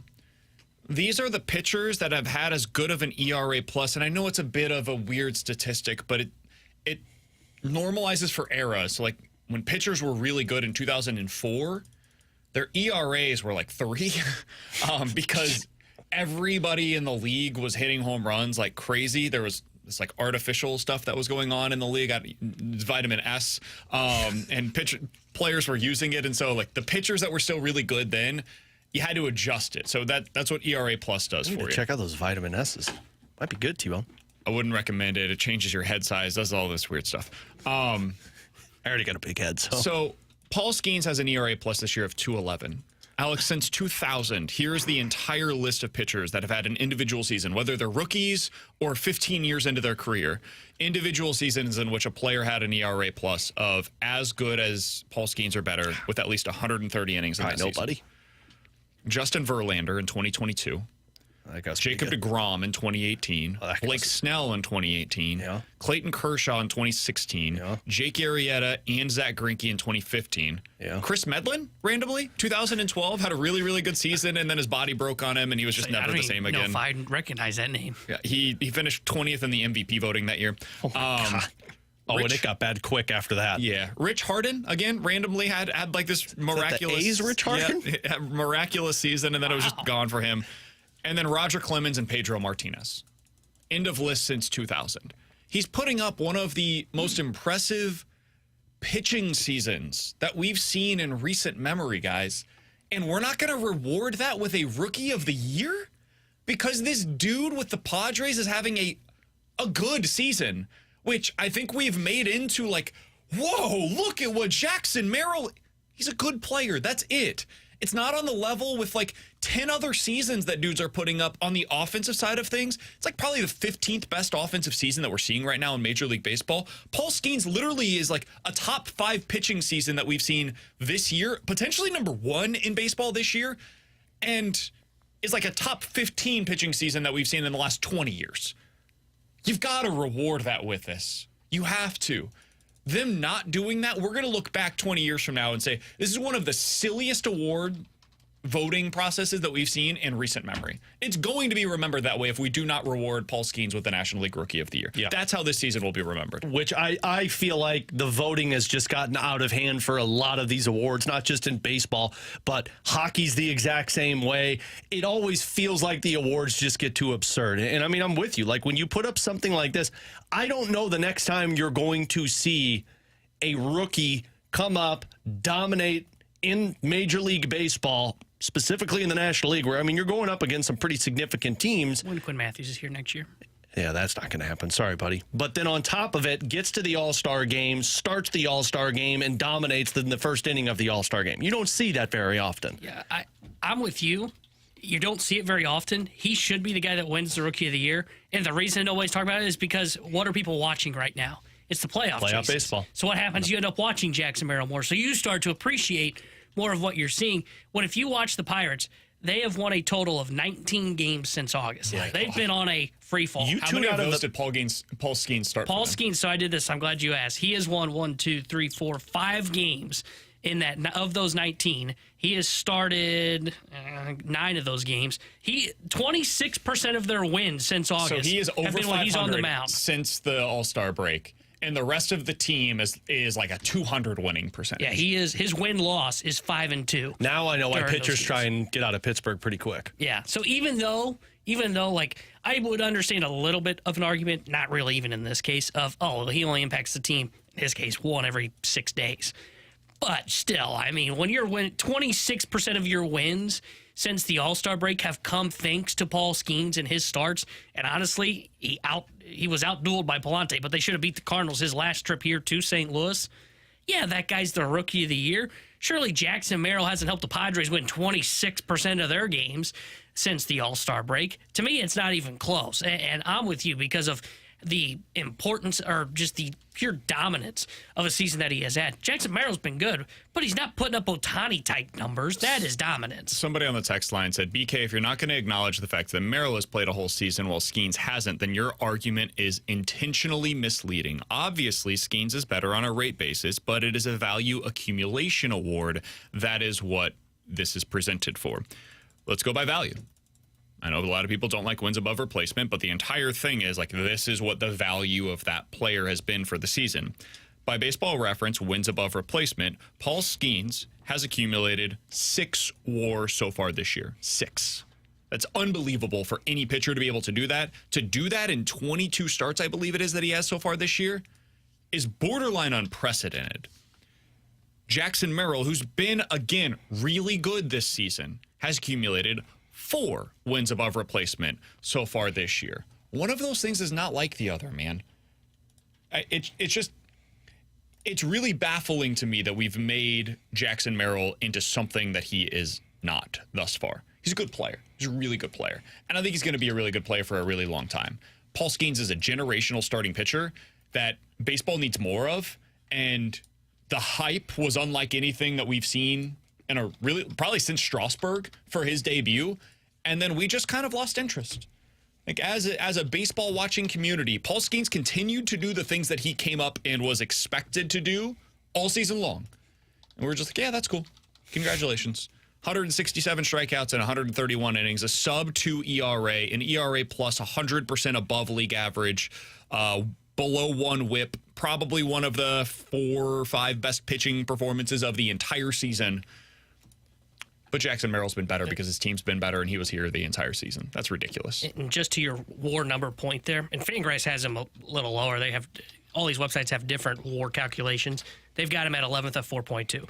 They have 10 pitchers that are either tied with him in WAR or better than him in WAR. Now, for Jackson Merrill's case, to the whole point of a full season, again, calculated differently on Fangraphs, 5.1 WAR, there are 15 better players than him, just as position players. Yeah. That are better than him in WAR in that category, and he's that's had a full on the season. side that he's better. Yeah, and that just shows you the dominance of Paul Skeens through his small sample, quote unquote, small sample size. Jackson Merrill in WAR on Fangraphs, the place where they rate him a little higher than Baseball Reference does, has been the equivalent of Cal Raleigh. Have you had a single conversation about Cal Raleigh with any of your friends this year? I talked about Raleigh fingers, but not Cal Raleigh. He's Alex. That's T-Bone on BK. The Junk Drawer is next year on 101 ESPN.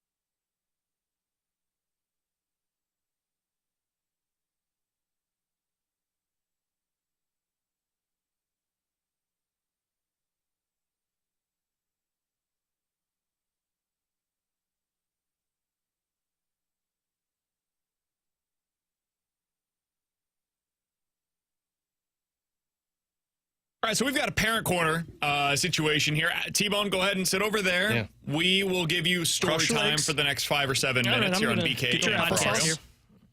You want a little sippy cup? Do you have applesauce? That would be Dude, great. strawberry applesauce right now in my house is like, it's gold. It's gold, huh? Yeah. Luca likes the pouches. Yeah, the but not girls- the applesauce. He's just big into the something- sweet potato and apple one, right? Dude, they got some nasty combos. Oh, dude, one of them sweet has like potato is one of them. flaxseed and blackberries. Emma loves loved Something else. spinach, That sounds like a blueberries, punishment. and pears, and I'm like, this Classic. is disgusting.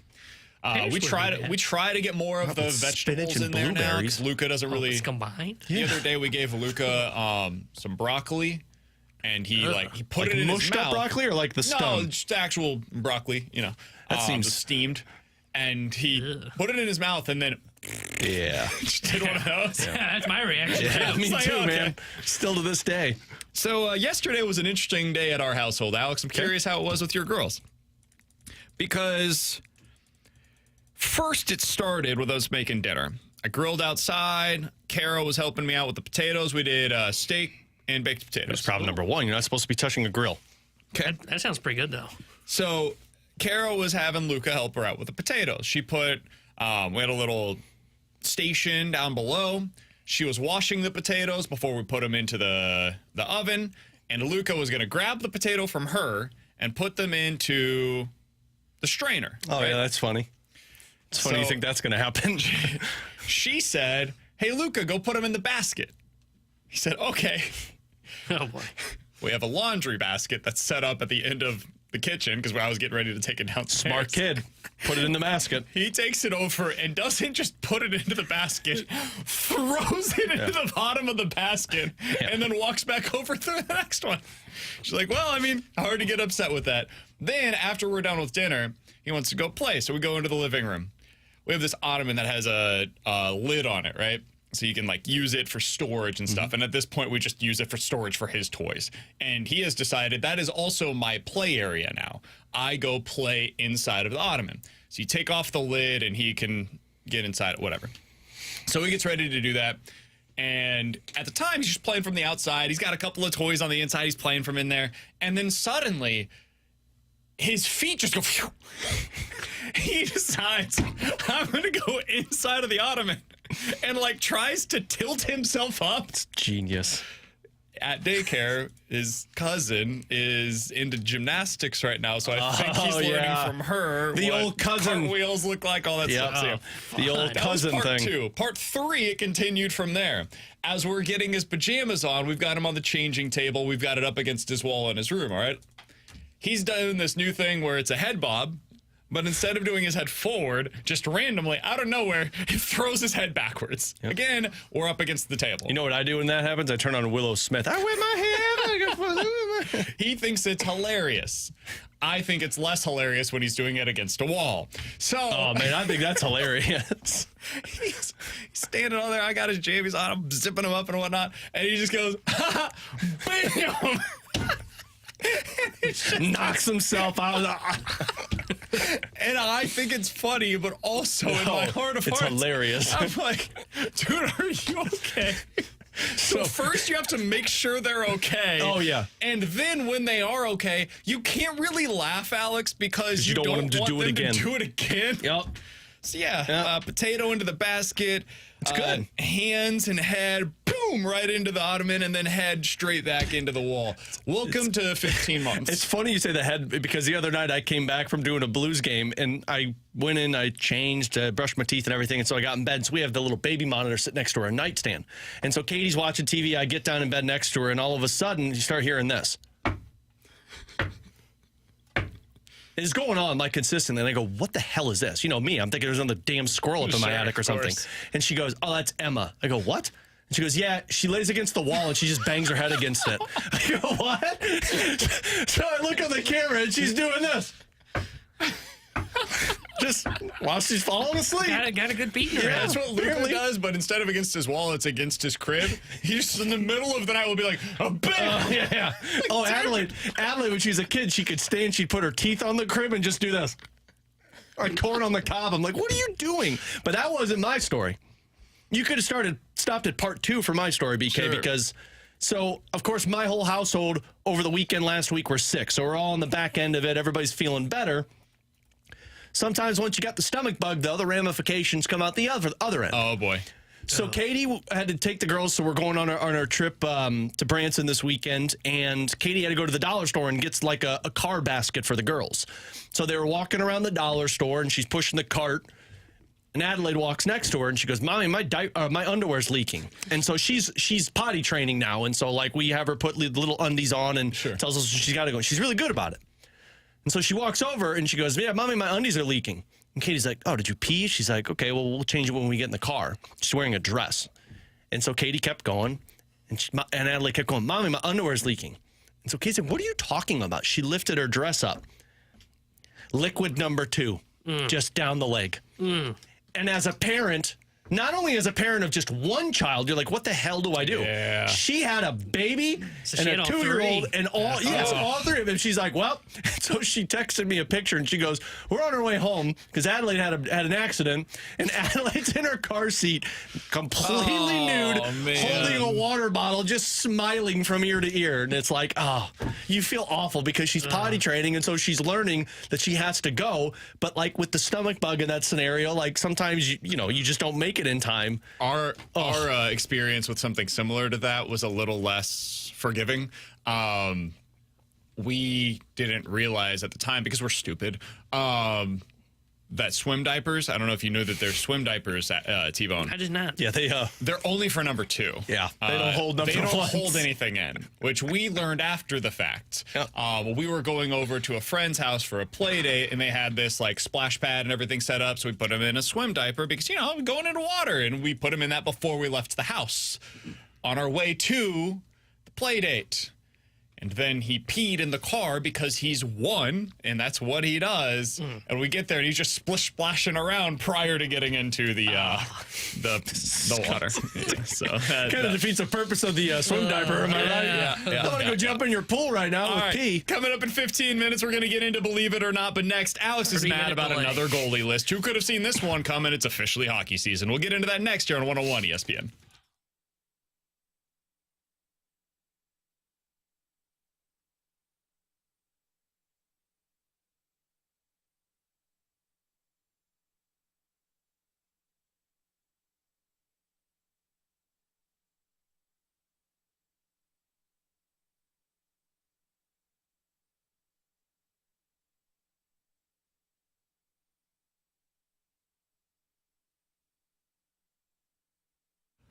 Hey, it's BK, and it is time to unlock your inner champion. If you wake up in the morning and feel like, man, I don't have the same amount of energy that I once did. When you do your workout, maybe you're not getting the same effect out of it. Maybe you have some unwanted weight that you'd like to lose, and you haven't been able to get it done on your own. They could potentially help you out over at Victory Men's Health. They'll help you unlock your inner champion just the way they did for me. I went over there. I didn't feel like I had low testosterone, but I don't have the same energy that I once did. And so I went over there. I said, hey, I'd like to get more out of my runs, and I would like to have more energy throughout the day to chase around my crazy 1-year-old kid at home.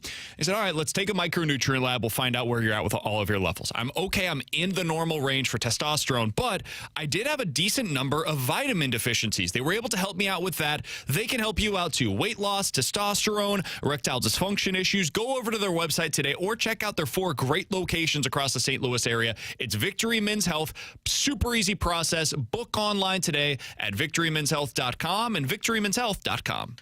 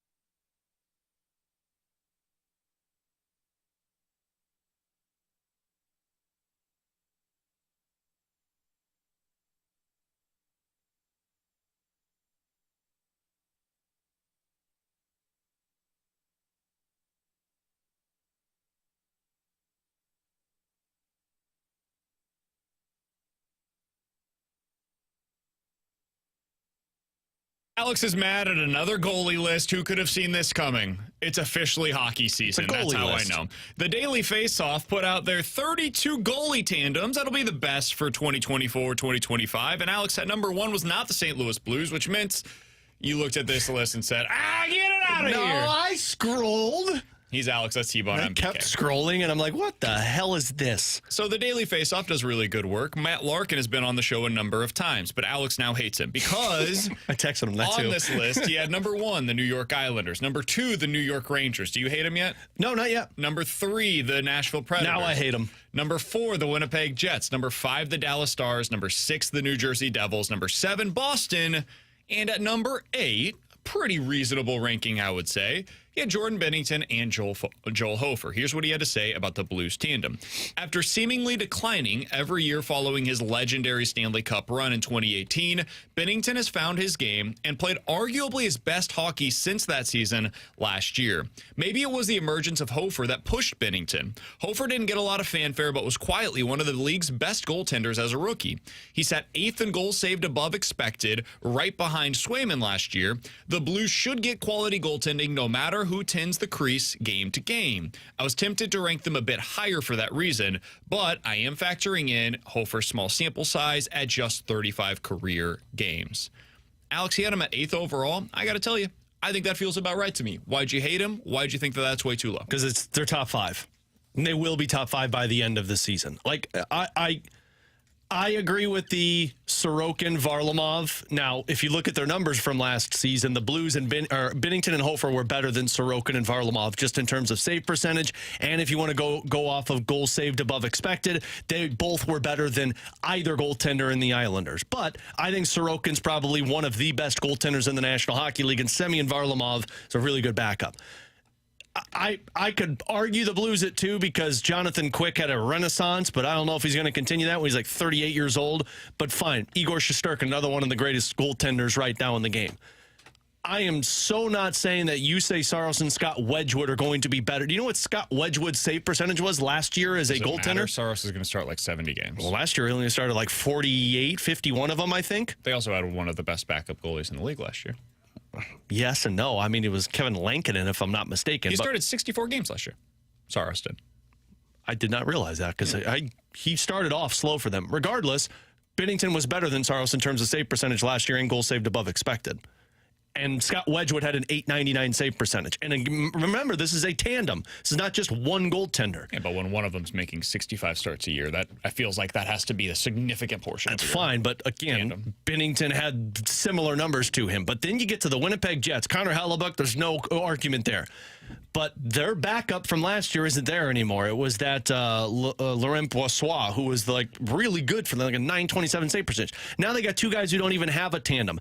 Dallas, I can see them being up in the top 3 because Casey DeSmith is really good. But then they put Jacob Markstrom and Jake Allen. And like, I can't buy into the Boston Bruins because you don't have Linus Ullmark anymore. And that was a 1-2 punch of them. I wasn't mad because, look, being top 10 is really good for that. That gives these guys credit. All I'm saying is by the end of this season, we are going to be talking about that tandem as a top 5 tandem in the National Hockey League, which should probably already be talked about as if for how they played. But I get it. You're a little concerned with Joel Hofer. By the end of this season, you were going to be talking about these two as a top 5 goalie tandem in the National Hockey League. I think top 8 is more than reasonable. I think this is kind of how I view them right now. Like maybe you switch up where they are specifically. Maybe you want Carolina a little higher. Maybe you say, Bobrovsky, after what we saw last year, you'd have Florida a little bit higher.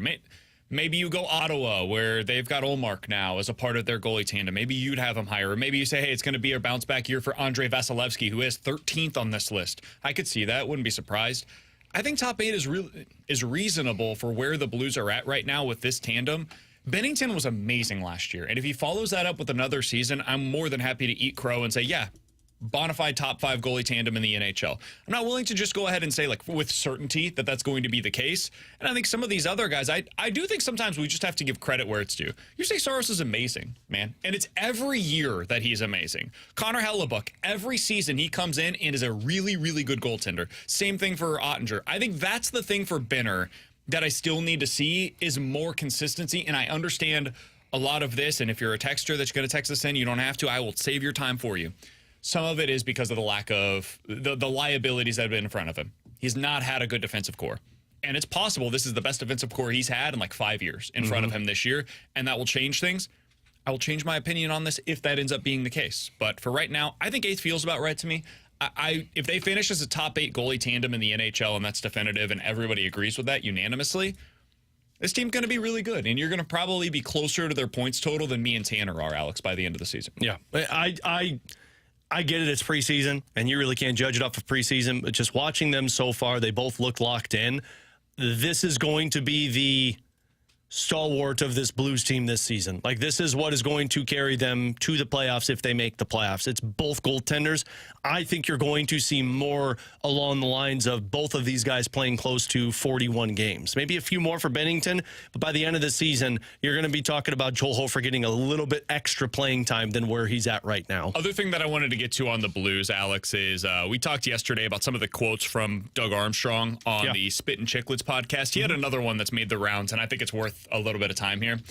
He's talking about how he convinced Pavel Buchnevich in the midst of a retool to extend for 8 years here in St. Louis. And here's what he had to say again on the Spit and Chicklets podcast. You know, I talked to Booch after and I said, I know you heard your name out there. I'm not going to lie to you. You know, where we were, it was out there. But the reason you're here is I asked a bucket load for you. That made him smile a little bit. And I said, we didn't hit the mother load of all trades. So I had to sell Booch that he wasn't going to sign a 5-6 year deal, being at the bottom of the barrel for 5 or 6 years. He wouldn't have signed up for that. So we tried to sell him a little bit of a vision on how we could get back and be competitive quickly. He bought into that. And I hope we rewarded him a little bit with moving that ahead this year. And I got to keep moving those goalposts ahead for our group. They've entrusted me to help their careers along. And that's my job and Steen's job and everybody else's job is to be competitive. And I know one thing, we can never reach any of our short-term goals if we don't make the playoffs. I said 8-year deal, 6 years, $8 million deal for Pavel Buchnevich this offseason. I loved what he said there at the beginning. So many general managers would just lie to the player. Like, I know you heard that your name was out there at the trade deadline, but that's not true. I never tried to trade you. He said, no, I did. I said you're available, and I asked for the world, and nobody gave it to me, so that's why you're still here, and I want you to be around long term. We clearly value you. Let's go ahead and make this work. We will convince you. It's on us, not on you, to show you this is what our plan is to make sure that you're on a contender. We talk all the time, Alex, about how Doug Armstrong talks to the fans and how he's honest with them. That honesty can't just end with the fans. It also has to be for your players, and internally you have to give an honest assessment. That's the kind of thing that he's able to do there, is say, hey, listen, yes, we made you available at the deadline, but we were never going to trade you for anything less than what you're worth, and we clearly value you highly. Yeah, he's blunt. And I think that's why people like Doug Armstrong, not just in St. Louis, but around the National Hockey League. Like, he is not going to lie to somebody's face and then pull the covers out from under him. Like, Doug Armstrong is as straightforward as you can get. And, like, go back to what Pavel...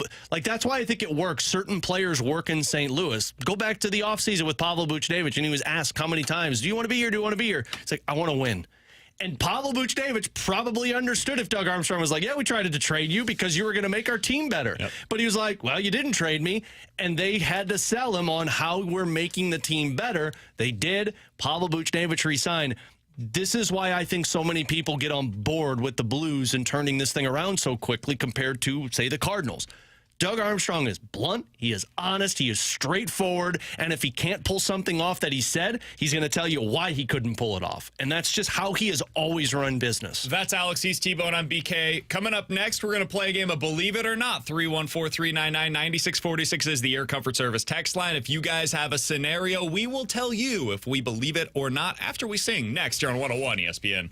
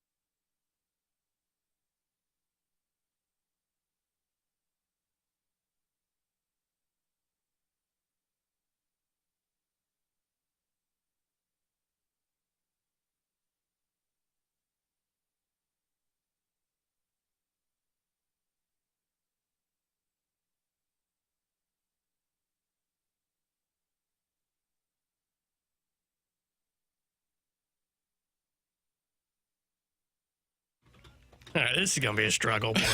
Whoa, Right in the struggle bus. Believe it or not, I'm walking on air. I never thought I could feel so Free, flying away on a wing and a prayer. Who could it be? Believe it or not, it's just me. Timo, was it just me or when BK was doing the flying, you wanted a bowl of Fruit Loops?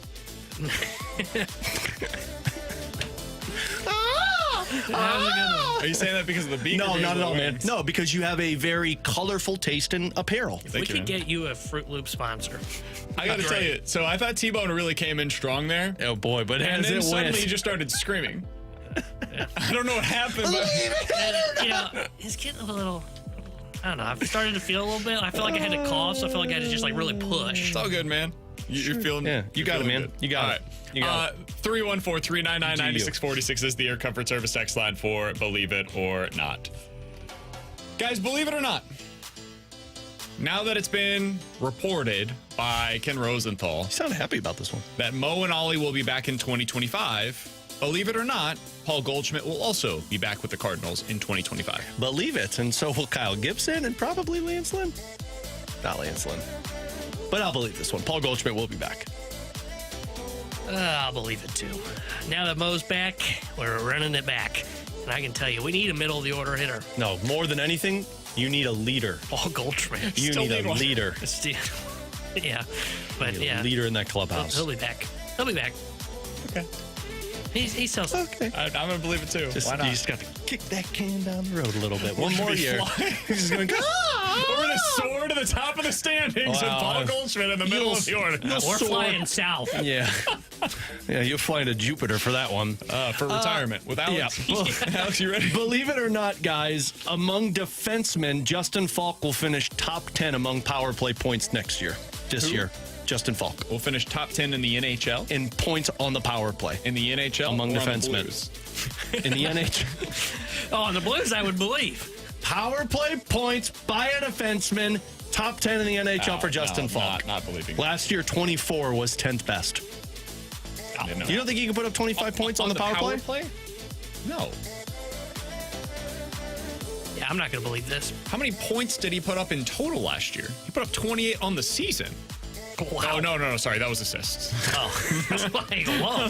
Wow. And I knew he was bad last year. He's had 2 seasons with the Blues in which he had The guy that was 10th last year on the more power than play. 30 points in total. The guy that was 10th last year on the power play, 1 goal and 23 assists. You don't think he could put that up if he's the power play quarterback all season? Who the heck was that? Noah Dobson with the Islanders. No, his most points on the power play in any individual season. 21. Yeah. No. Absolutely not. I'm not going to believe this, and it kind of goes to what I said on Monday while I was dying in that chair. I don't know if they've got the pieces on the bumpers there to have that kind of one-time shot to really bolster that assist number for someone like a Justin Falk or whoever it ends up being that quarterbacks that power play.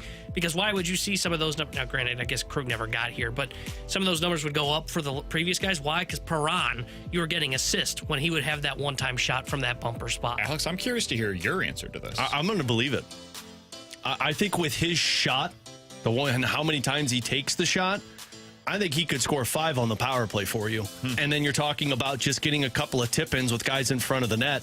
I'm with you on the one-timer, but man, if Bolduc makes this roster like Joey seems to be certain he's going to, there's your one-time shot. Bolduc's going to be on one of those sides, and it's just going to be a matter of it. So I'm going to believe this one. I think he could do 25 on the power play. Well, you're going to believe mine. Believe it or not, Zach Bolduc will score 10 goals with the Blues this season. Believe it. Goals in total? Yeah, believe it. Joey has me convinced he's going to be on the opening night roster. too. And if he's going to be here, he'll score at least 10 goals. Yeah. 15. He'll have the opportunity. Look at what I think 15 feels like the number. look at what that Logan Stankoven with the Dallas Stars did last year. Did you say 15 or 10? I He said said 10, 10. but then when you Okay. were immediate on it. Look at what that Logan Stankoven did last year for the Dallas Stars. He came up late. Now the difference here is he dominated the AHL, and Bolduc had a slow start.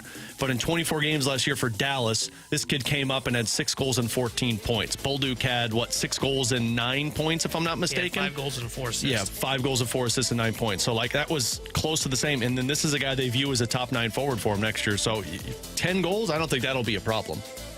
I'd believe that. Yeah, I still have somewhat of reservation in the back of my mind that he still makes the team out of camp. But if he does, then yeah, he'll get to 10, and that's why I said 15. A one-timer. 15, if I set the over-under at like 15.5, what would you take? I would take the under because I think he gets close to it, but not at 15. That's probably 13 or 14. I would lean under. But him being on the top power play, if that's true. And potentially top line. Well, and I'm telling you about that power play. Like, he is a one-timer threat. That's my gut assumption would be they're trying to force this to work because they know they need something on that power play. And they're like, we could figure out the 5-on-5 stuff. That power play we don't have on this team. If that's real, I would say between 17 and 20. It's probably the range that I would anticipate. But it really just comes down to how's the power play time go for him and where is he out of it? He's going to be a top six. Yeah, I would say like 17 to 20 probably be my expectations for him this year. All right, 314-399-9646 is the Air Comfort Service X line for Believe It or Not. This one comes from the 636. Believe it or not, the division winners in the NFC will be the Rams, the Buccaneers, the Vikings, and the Eagles. Rams, Bucks, Vikings, Eagles. Not because of the Rams. Yeah, that's where I was as well. That's the one that I think has no chance. Because I think the Bucks will. It's either the Eagles or the Cowboys. It's one of those two, but I'll give the upper hand to the Eagles because I think the Cowboys are a mess on the coaching side. But yeah, it's the Rams for me. It's either the 49ers or Seahawks have been pretty impressive. I just don't know how long that lasts. Yeah, I'm not going to believe it either. I don't think the Rams win the West. I'm skeptical the Eagles winning the East, but somebody's got to win that division. So I'll say not believe it. Believe it or not, Jordan Love comes back this week and beats the Vikings. Ooh, believe it, baby. My fantasy team, the BKOs, need a comeback win, so believe it. I think that Green Bay defense could cause some issues for Sam Darnold, but I don't know how Jordan Love's going to look against Brian Flores' defense. Vegas seems convinced that he's playing because the Packers are a 3-point favorite. They would not be a 3-point favorite if Malik Willis I don't think Reed is playing, though, or at least I think he's been on the limited list these last couple of weeks. Playing, but I think he's been... Yeah, because, I mean, that's one of their weapons. But yeah, I would probably take the Packers in that game, but that's one that I wouldn't bet on it. I don't feel confident in either direction. It's one of the games that I'm really struggling with for the Fast Lane Pick'em Challenge. I don't really know which side to like, but I think the Packers are a better team, so I'll probably side with them. Yeah, I would believe it. I would side on the Packers. I think it's almost one of those kind of blessings in disguise. Jordan Love, like, let's be honest. I know there was talk of maybe he'd be ready last week. He wasn't never going to play last week. Oh, they said on Friday there was no point. You know what he's been able to do for the last 2 weeks while he's been kind of recovering from this knee injury? Prepare for a Brian Flores defense. Yep. And I think that gives him a little bit of an advantage. It's why I like the Green Bay Packers. And Darnold's now dealing with a little bit of a knee thing, so we'll see how he looks this weekend. Believe it or not, the Bears can still make a wild card spot this year. Not believe it. They can't protect Williams enough. Your offensive line is too bad, and you don't have enough to overcome that like we saw the Ravens do with Derrick Henry. Not believe it. I'm with you guys. Believe it or not, Trevor Lawrence is the problem for the Jacksonville Jaguars. That's hard to say because I don't trust Doug Peterson. Don't get me wrong. He doesn't look good. They've got a lot of problems. Yeah. 99 problems. But a QB ain't one? No, he is one. Oh, okay. 99 problems. That was well done, though. T-Bone's trying to make. I don't think he gets it. No, I got it. Do you know the song? Yeah, I know the song. Okay, good. Yeah, I don't. Do you believe him? Believe it or not, T-Bone knows. I think I believe him. It's a pretty popular song. Yeah, 99. Yeah, I know. Do you know who sings it? Oh, that no. Really? Once you say it, I'll know. But if you ask me now, it's all good. You can look it up later. It's a better lyric than the one I created, though. I don't think he is the problem. I think he is among their biggest problems right now. Trevor Lawrence has not played well this year. No. He's been terrible. Now, the report of Bill Belichick coming in and fixing that, I don't see that happening. No, I don't think Bill Belichick would want him. If they did hire Belichick, I don't think Belichick would want Lawrence. I think Belichick would rather go to the Dallas job than the Jacksonville Jaguars job. Yeah. Oh, really? Got a defense in place that's going to win. Jerry? You got to, man. I think there comes a point in time in your career where you just say, "I want to win," and you got I think he knows if I'm there for 3 years, I can win. Yep. Parsons, Diggs, Lawrence, and it's also easier to talk yourself into that than it is once you're in the reality of it. I think he'll say, "I'll just take over. I'm Bill Belichick. I'll beat out Jerry Jones for this team." Yeah. So I think he could convince himself that it won't be as bad as what it actually is. You don't have any chance of winning anytime soon with Jacksonville if you take that job. I'm worried about in Dallas. I think you got the think you could pieces win in there. place. You got You got Lamb, the quarterback. As much as we talk about, oh man, Mike McCarthy's such a major issue, we don't talk about how much of an issue Jerry Jones is for how they construct their They roster. do have talent, though, and I think Belichick, like the problem that they have, they don't have defensive tackles, they don't have linebackers. And in today's game, where the running game has become more important they also don't have a running back. a running back. In today's game, where the running game has become more important, you do need those things. It's not the most important thing. They've got a lot of the stuff for the passing game. They've got a pass rusher, they've got a corner, they've got a wide receiver, they've got a quarterback. They're missing the other stuff. And Belichick, I think, could bring that stuff in. That's what Belichick is missing all of the other stuff normally. That's already in place. That's what I'm trying to get at is Belichick's not winning with that roster, and until Jerry Jones isn't the one making the decisions, I don't know if I can believe that Belichick just suddenly comes in and fixes the problem. But if Belichick comes in and has the prowess of winning a championship, and you tell Jerry Jones, this is what I need to win a championship, you got to imagine Jerry Jones would have a little bit of, let's go try and get him. Believe it or not, he'll be coaching the Bengals next year.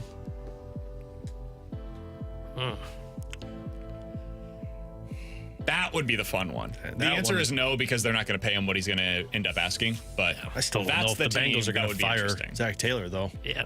If they miss the playoffs, they probably have to. Yeah. And I love how we're always like, oh, they're slow starters. They've bounced back from this, once and made the playoffs and got to a Super Bowl. So now we just have it in the back of our mind. They're going to magically do it. I won't believe it. I think you're right. They wouldn't pay him. But I do think Taylor's on the hot seat already. I agree. He's Alex Ferrario, that's Tanner Hendrickson, and I'm Brandon Kiley. It's a prove-it week in college football, and there are some huge conference games. We'll break down a couple of them next year on 101 ESPN.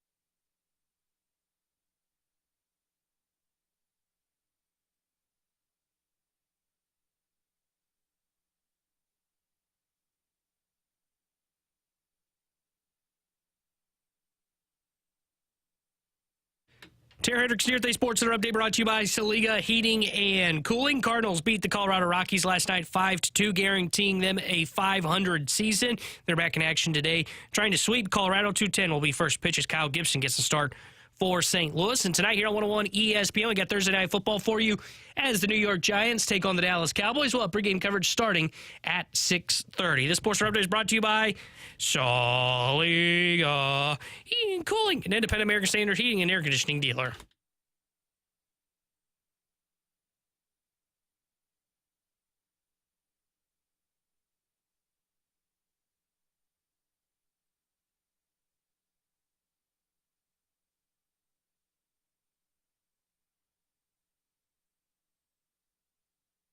It's a Prove It week in college football with Alex and T-Bone. I'm BK. Your team, T-Bone, they've got an opportunity to prove their worth against Penn State on the road. That's at Saturday night on NBC.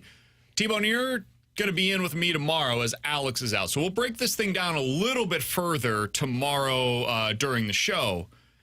What's your early level of excitement for this game? I know last week was the big one. That was the one where you really had to prove, okay, is this team worth anything after KU lost to UNLV? What's your level of excitement going into this game against Penn State? Oh, I'm so freaking excited because after they beat Nebraska, you know what I saw? ESPN FBI put out, 9% chance the Illini can make the playoff. Oh, my gosh. Actually pretty good. Yeah, I know. And I said it all along. They got 3 ranked teams left on their schedule. They've got Penn State, Oregon, and Michigan. And only one of those is at home, and that's the Michigan game. If they can win, one of those 3, they're going to have a pretty solid resume to give themselves a shot at the playoff. So, yeah, I'm super excited. And a top 10 win on the road at Penn State, who they've been close with at times in the past. In fact, they beat them 2021, that was in the Bielema overtime game. Yeah, they beat them in the Bielema era. I think that was what year? God, I don't remember now. 3 of Bielema. And they beat them in that overtime game, as you said. 9 overtimes. Yeah. Whew. Classic. But I'm excited for it. I think they're being disrespected with this 19.5-point line. Get that crap out of here. They're not going to get beat by 20 points by Penn State. Stick it in the pick'em. No. Fraud. Hey, no, look. BK knows better than that after last week. You're 0-2 on Mizzou, I believe, and I'm 0-1 with the Illini, so I'm not going to pick them with my chest. But I do think they're being a little disrespected with that line. Defensively, they're going to be good enough to at least keep this game close. That's where I'm at as well. I think Illinois keeps it interesting. I'm excited for that one. I'm more excited to just see how this offense continues because every week I feel like we're talking and T-Bone's like, yeah, Altmaier's fine, but he's not great. And then it's like, where the hell did this guy come from? Last week was the first time where I pointed at my toe. I was just like, wait, we have an offense. Look, there it is. Quarterback. He was good last week. Legitimately good. Not just like, hey, he made the plays that were there for him. He was the reason why some of those plays were possible. So I'll be curious to see what they're able to. All right, the other big games, in my opinion, are mostly in the SEC. They're all perfect games in the SEC. Of course, because that's the only good conference. So Georgia versus Alabama is the game of the week, bar none. It's the late night game on ABC. Alex, this is one of those rare situations where I have no idea what to expect from these two teams. Bama has had some weird starts to the season, but they're 3-0, and they've mostly blown everybody out that they faced. Georgia, the last time that we saw them, couldn't move the ball against Kentucky. Really struggled, and they were very close to losing that game. Now they're going on the road at Alabama against the best quarterback that they'll probably play this year, other than when they go up against Texas if Manning is on the field that day. What are you guys expecting out of this game? Just that side swiping Quinn Ewers. Unbelievable. Finds ways to do it every time. Honestly, I'm expecting kind of a shootout in this one. I don't think Alabama is as good as they're making it out to be, but you're right. They've blown out every opponent that they've gone up against, but the first halves haven't felt like the blowouts that we're talking about. And maybe that's just me not giving them enough credit because they continue to just pour it on in the second half. I'm not sold on Alabama, so I think this is the first loss for Alabama, but I do think this one's going to be a tight game, and I think we see a lot of offense in this one. If I told you Bama was up 14-13 at the end of the third quarter against a non-ranked, non-Power 5 team, what would you say? I know. I remember it, and then they blew them out. To me, I understand that game ended up being a blowout. It wasn't a blowout. Yeah. The score does not tell the truth of that game. But the same is true in a lot of regards with Georgia. Yeah, Like, I just watched them against Kentucky, a non-ranked Power 5 opponent, but Kentucky's not very good, I man. agree. They don't have a quarterback that can throw the forward pass. I think Kentucky's got a good defense, though. And I think what we've seen with Georgia, and The defense Kirby gave Smart up said it. 31 against South Carolina. Yeah, fair. But I look at what Kirby Smart has said. He says, hey, look, we've struggled in the past in our season openers. He's the best coach in college football. Agreed. He's had a week to prepare for Alabama. I think they win this game by 10-plus points. I don't think Alabama is a top 5 and a fringe top 10 team in the country. I think Georgia's going to go in there. They're going to steamroll them. Kirby Smart knows what he's doing, and he's going up against a rookie, quote-unquote rookie coach for the Alabama Crimson Tide. It's not Nick Saban anymore that's running things there. I think you're going to see Kirby Smart outduel his predecessor there, and he's going to be able to beat them by 10-plus points. He's going to have his team ready to go. I think I'm picking Bama. Whoa. I think I'm going to take Bama in this one, and it's just purely because they're at home. I don't think either of these teams is as good as they were a year ago. I don't think Georgia has the same running game that they have in the past. Bama doesn't have some of the star power that they've had in the past. But the best quarterback in this game for the college game, I think Carson Beck might be a little better for the NFL, but I think the best quarterback right now on the college level is Milroe. I don't trust Milroe. I think Bama finds a way to win in a game that ends up being like 27-24. I think it's 3 points either way, but I would lean Bama because they're the home team in this one. The other two games quickly that I wanted to hit on with you guys as we get into what is like effectively a prove-it week in college football, especially the SEC. Oklahoma on the road against Auburn. Auburn's bad. I think Oklahoma is too. If Oklahoma loses this game, and right now they're a 2-point favorite, I would take Auburn straight up on the money line, and I gave serious consideration to taking them +2 in our Pick'em challenge this week. If he loses this game, Venables, I think he's getting fired soon. Coming up, Texas, Ole Miss, Missouri, Bama, LSU. If you lose this game, you will finish below 500, and that is unacceptable at Oklahoma. You cannot finish with a 5-7 record there, and they bring you back as the head coach the following season. So this is basically a win-or-go-home game for Brent Venables, and I am picking the Auburn side of things. I think Auburn will win. I considered it. I think Oklahoma's going to end up winning. They're making the change at quarterback. They're going with that Michael Hawkins Jr., the freshman quarterback. They move the ball against Tennessee, and Tennessee's got a pretty good defense. They were able to move the ball a little bit when Hawkins came into the game. I don't know how good he's actually going to be, but I do agree that Auburn's not a very good team. I think he's going to be enough, though, for them to be able to squeak through this one and beat Auburn. I did really consider Auburn taking them +2. Then I remembered the quarterback change, and I'm going to lean +3, Oklahoma. I probably would have taken it. I needed the extra point, but if +3 especially, and +3.5, I would have absolutely been on it. Yeah, I think it'll be close, but I think Oklahoma will win. The last game. Texas A&M versus Arkansas. This one is near and dear to my heart. I hate both of these teams, hate both of their fan bases. Sorry if you're an Arkansas fan or a Texas A&M fan. I don't like you. We couldn't get along. We wouldn't grab beer together. It wouldn't happen. Arkansas, I don't think is very good, but their quarterback is really fun to watch, man. He's going to throw like 3 or 4 passes every game where he finds a way. It's going to hit the defender's hands. He's going to try to give the game away. But when he's running, he is fun as hell to watch. It's just that the turnovers are a bit of a problem for him. On the Texas A&M side of things, I don't think they're very good. Like, I genuinely think they're like a worse team than Illinois this year. Suckers. And they lost in week 1 against Notre Dame. At the time, we're like, wow, what a win for Notre Dame. Now you look back at it, you're like, man, both teams weren't very good. They won last week by 6 against, I think, a decent Bowling Green team, but not a team that Texas A&M, if they're as good as we had expected at the time, should be playing a 1-score game against. One of these teams is we're going to look back at this game and be like, man, that was the moment that we should have known. They were going 6-6 or 7-5 this year. I can't decide which one of these two teams it's going to be. I think I would take Texas. I think I would take Arkansas in this one, though. They're a 4-point underdog on the road at Texas A&M. If it was at Arkansas, I would feel really good about that.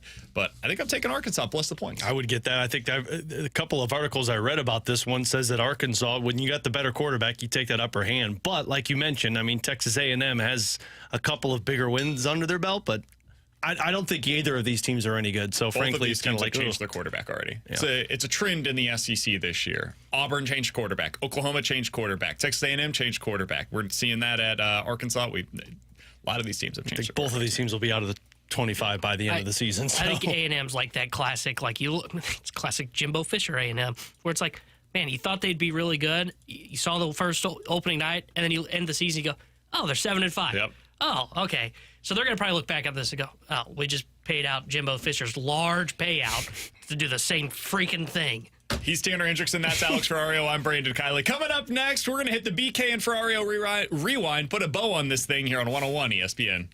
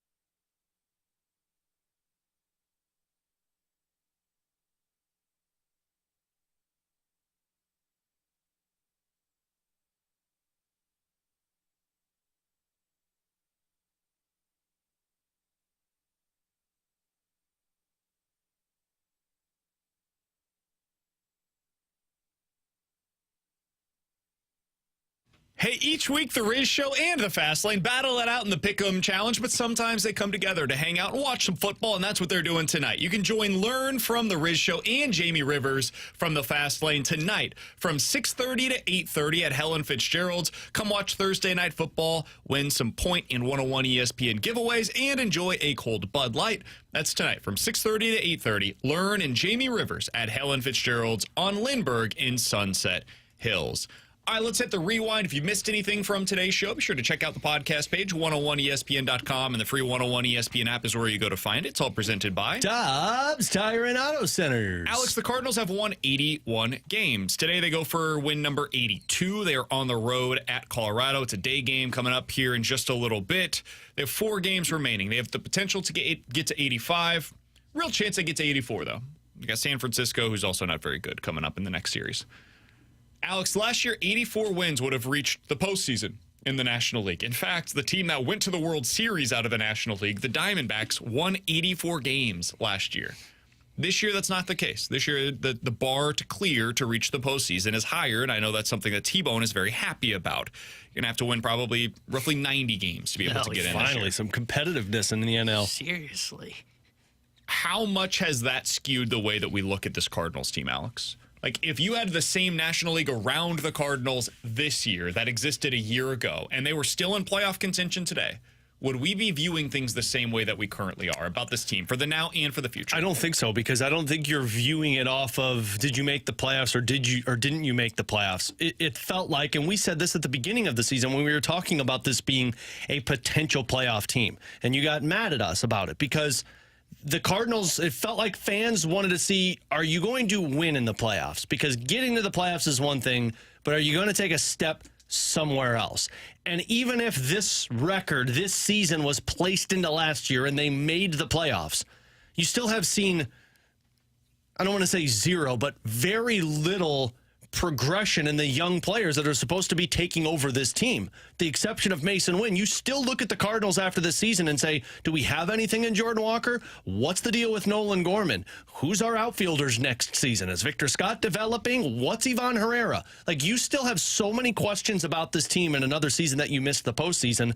I don't think this was judged off of making the playoffs or missing the playoffs. This is starting to get judged off of how are you developing a consistently good team next year. Yeah, I don't think we would really be talking about them any differently. Now, there would be a little bit different conversation because they're in a playoff race, all that good stuff. But I don't think we would be talking about them differently because we'd be talking about how we talk about them today. They're just an average team. Nobody in this room, I don't know who they'd go up against. Who's the number 1 wild card right now? It's San Diego, right? Mm-hmm. Or the Dodgers. Who's the 2? It would be Arizona, I believe. Mm-hmm. Nobody would pick them against the Arizona Diamondbacks if they went to a playoff series. Nobody. And look, I understand last year that people were skeptical of the Diamondbacks going to the playoffs. You can at least see how that team got through the first round, right? They had a Zach Gallen, a Merrill Kelly, and an offense that had Christian Walker, Ketel Marte, and Corbin Carroll. Sorry. You could see their path to win at least a round. Now, I didn't see them get into the World Series, but you could see their path to win a round. What would you pick on the Cardinals that you say that gets them through the playoffs, through the first round of the playoffs? Your bullpen. That's it. Yeah, that would have to be the scenario. I don't even know if maybe it gets you through the first round. Even then, I'm a little skeptical because you don't have an offense that can hit, and you don't really have anybody outside of Sonny Gray in your rotation. They just wouldn't have anything that you would look at and say, aha, that's how they win the series.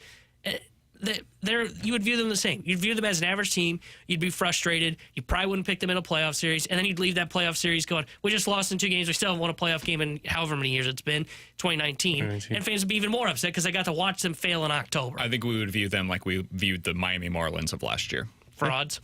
Yeah. Cool, you made the playoffs. Everybody knows that this isn't real. Yeah. Everybody. The Marlins made the playoffs last year because nobody wanted to get into the playoffs in the National League last year. Like, the first team out last year, do you guys remember who it was? The team that missed out on the playoffs by 1 game last year. Wasn't it the Reds? Nope. They were 2 games back. It's the Braves, wasn't it? Nope. No, they made the playoffs. They made it. I don't remember. Idea. The Cubs.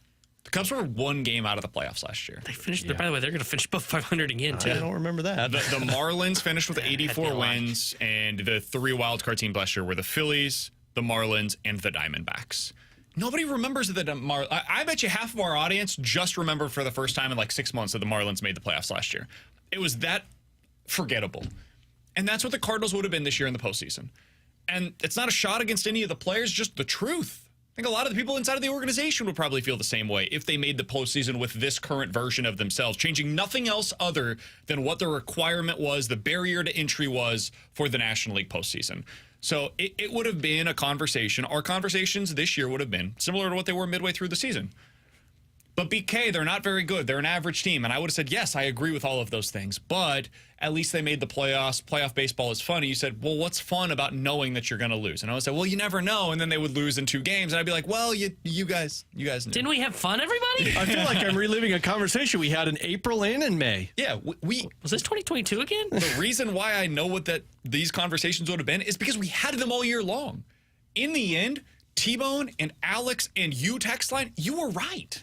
You knew exactly who this team was. On opening day, you said 80 to 85 wins. Maybe they get a little more. Maybe if injuries happen, you get a little less. But you know what this team is. It didn't happen the way we expected it to.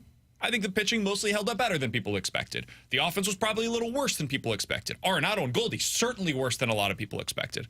But ultimately, the results were what we all anticipated.